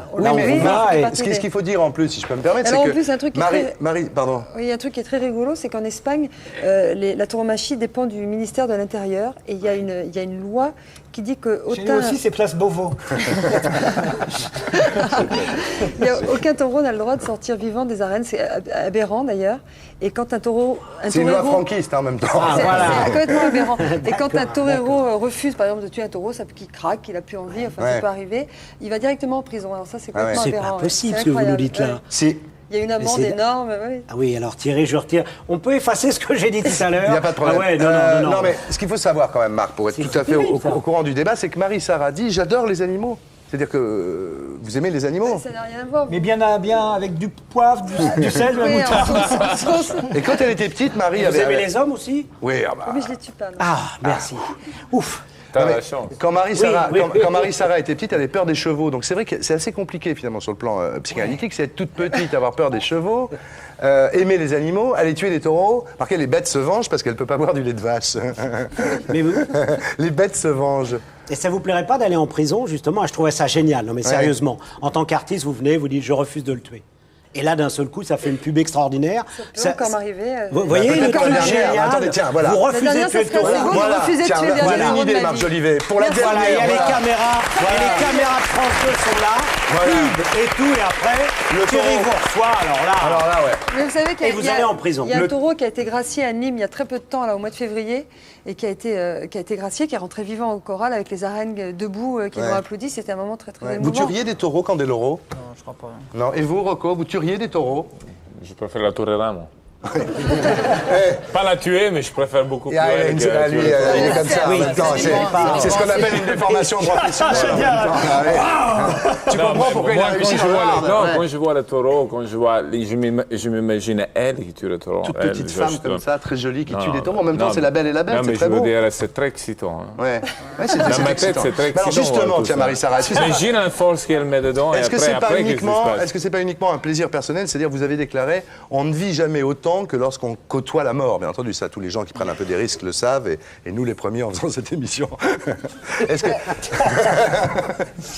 Oui, c'est... Mort aux vaches. C'est vrai que en tout cas, ça donne beaucoup d'émotions, parce que d'abord, c'est un métier de compétition en public, donc bien entendu... Quand même, il y a une excitation. De se mettre devant un public. Alors, il y a quand même une chose, Marc Jolivet, qu'il faut savoir, c'est qu'un dénommé Denis Lauré, qui était torero, a été mis en examen pour cruauté envers les animaux. Il faut dire que c'était une corrida privée, hein. C'était pas dans des arènes. Vous êtes au courant de l'affaire de Denis Lauré? Oui, enfin, c'est complètement ridicule. Expliquez-nous, justement. Lui, il a été mis en examen pour cruauté envers les animaux. C'était lors d'un entraînement où, effectivement, ils ont dû torer je ne sais pas exactement les faits, mais il a dû torer des petites vachettes sans les tuer, d'ailleurs, hein, juste pour s'entraîner. Et je crois que c'est une personne qui est anti-corrida, qui fait partie de protection des animaux, qui a porté plainte contre Denis Lauré parce que c'était pas en public. Voilà. Mais enfin, bon, c'est complètement ridicule. Effectivement, faut... Et quand même, pardon, l'histoire des oreilles et la queue, on se moque toujours de ça. C'est vrai, ça? On vous récupérez vraiment les oreilles et la queue? C'est vrai, c'est complètement symbolique. Alors c'est vrai que ça, c'est difficile à communiquer aujourd'hui, mais c'est vrai qu'à la fin, quand le taureau est mort, ce sont les trophées. Alors si on a été très très très bon, on coupe 2 oreilles et la queue, sinon 2 oreilles, sinon je me suis trompé tout à l'heure. J'ai dit les couilles, mais je voulais dire la queue. C'est vrai je me souviens de quelque chose par rapport à la sexe. Je trouve que tes couilles sont très jolies. Non, je me souviens de quelque chose. Je me suis trompé, je me souviens de quelque chose par rapport à la sexe. La question que je voulais poser, c'est de savoir si jamais vous avez eu un doute au moment de le tuer. Est-ce que jamais vous avez été freiné à un moment donné? Si, j'ai eu souvent des doutes parce que effectivement, quelquefois, il y a un tel rapport de complicité qui peut exister avec un taureau et de confiance même. Il joue avec vous des fois, non? Il joue jamais. C'est nous qui arrivons à donner d'autres. Le taureau est brut et à l'état sauvage, et lui, de toute façon, n'a qu'une idée, c'est combattre et tuer. Mais on arrive justement avec beaucoup de douceur, et c'est là où l'intelligence de l'être humain par rapport à la bête entre en jeu, à le rendre beaucoup plus humain, d'ailleurs beaucoup plus doux. Et quelquefois, il y a un rapport assez tendre qui peut s'effectuer et qui laisse un doute. Bon, ben on va en rester là, mesdames, messieurs. Je rappelle le titre du livre de Marie-Sarah qui est toujours en vente, qui s'appelle Marie-Sarah, la vie pour de vrai. Puis vous avez toujours votre ligne de vêtements. On peut s'habiller en Marie-Sarah. Oui, c'est du Marie-Sarah, ça. Tiens, on va le faire maintenant. On va aller s'habiller en Marie-Sarah au Queen. Bon, donc on va passer maintenant au Gossip Quiz. Hein. Le Gossip Quiz, vous connaissez le principe. Donc, mon ami, Laurent Ruquier, va poser une question. Et donc, il faut trouver quel est le personnage public, d'ailleurs, qui correspond. Je vous donne un exemple, par exemple. Imaginons quel est le présentateur de télévision qui a plus de cheveux maintenant qu'au début de sa carrière, par exemple. Bon, c'est qui? PPDA, voilà. Donc vous avez compris. Voilà. Et savez ce que ça veut dire, PPDA? Non. Qu'est-ce que ça veut dire, PPDA? Ça veut dire quoi, PPDA? Essayez de trouver ce que ça veut dire, PPDA. Pauvre. Non. Présentateur pris dans Affaires. Ah, je vous ai tous fait ça. C'est pas très joli. C'est pas petit postiche. Petit postiche déposé avant. Petit postiche déposé avant. D'ailleurs, on a l'impression, c'est rigolo parce qu'on voit Gilles Pétré qui présente la météo sur TF1, on a l'impression qu'il a revendu tous ses cheveux à PPDA. C'est ce qui s'est passé. C'est assez étonnant. Bon, ben on y va. Donc, Gossip Quiz. Donc,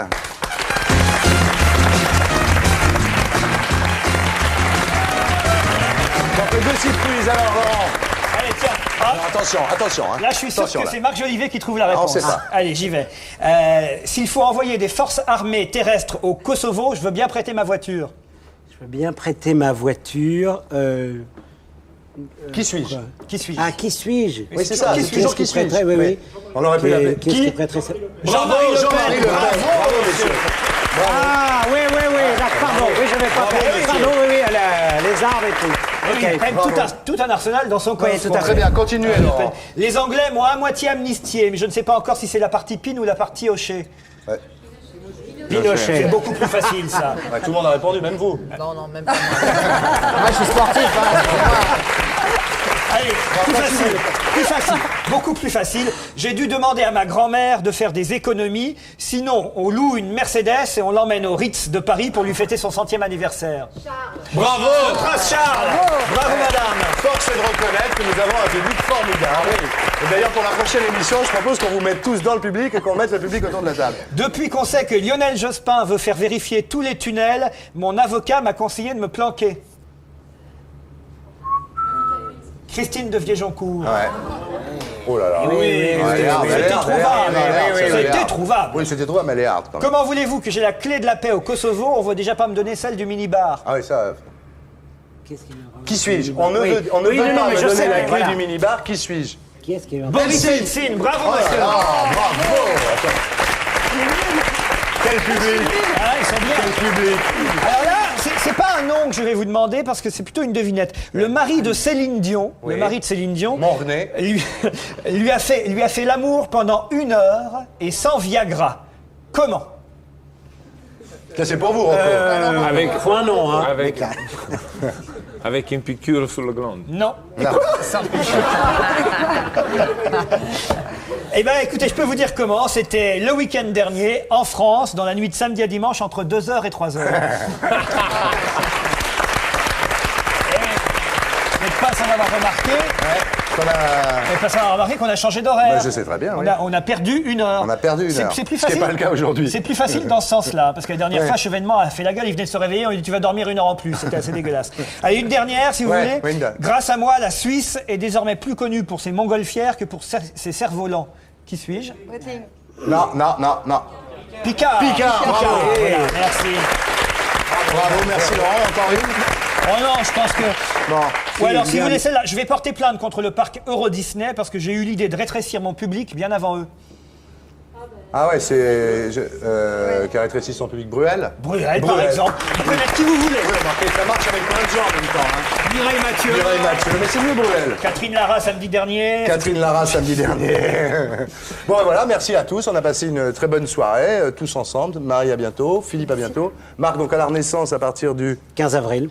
Vos dates à vous, c'est où alors? C'est 13 et 14 avril à Paris-Bercy, surtout le 14, parce que le 13, c'est à moitié, c'est carrément complet. Ah, c'est déjà complet, c'est le Candel Eurotour. Non, là, c'est le Masters Mico, la seule et unique compétition professionnelle de l'année pour moi. De l'année, ce que vous avez dit tout à l'heure. Match amico alors. Match amico, c'est clair. Non, mais c'est une grande compétition. Rocco, merci. Donc on ira tous voir le film de Catherine Breillat qui s'appelle Romance, qui sort le 14 avril. 14. Très bien. Et Laurent, on vous retrouve tous les matins sur France Inter. Ouais, je voulais juste dire un truc parce qu'on a eu Robert Hu dans l'émission il y a quelques mois de ça. Robert. Et très sympa, il a lancé cette semaine sa liste et il l'a appelé Bouge l'Europe. Ouais. Je trouve que c'est très moderne, ça fait rap Bouge c'est l'Europe. Bouge de là, oui. Et surtout, il a promis une campagne, il a dit joyeuse. Ouais. Et je trouve que ça lui va bien. C'est vrai que joyeux, ça lui va bien à Robert Hu. Ouais. C'est mieux que grincheux, prof, simplet, atchoum, timide ou dormeur. C'est clair. Ah. Merci Laurent. Merci. C'était Tout le monde en parle. Je remercie Catherine Barma, Serge Calpon, tous les gens qui nous ont aidés à préparer l'émission. Et on se retrouve le 17 avril. Et tous à poil.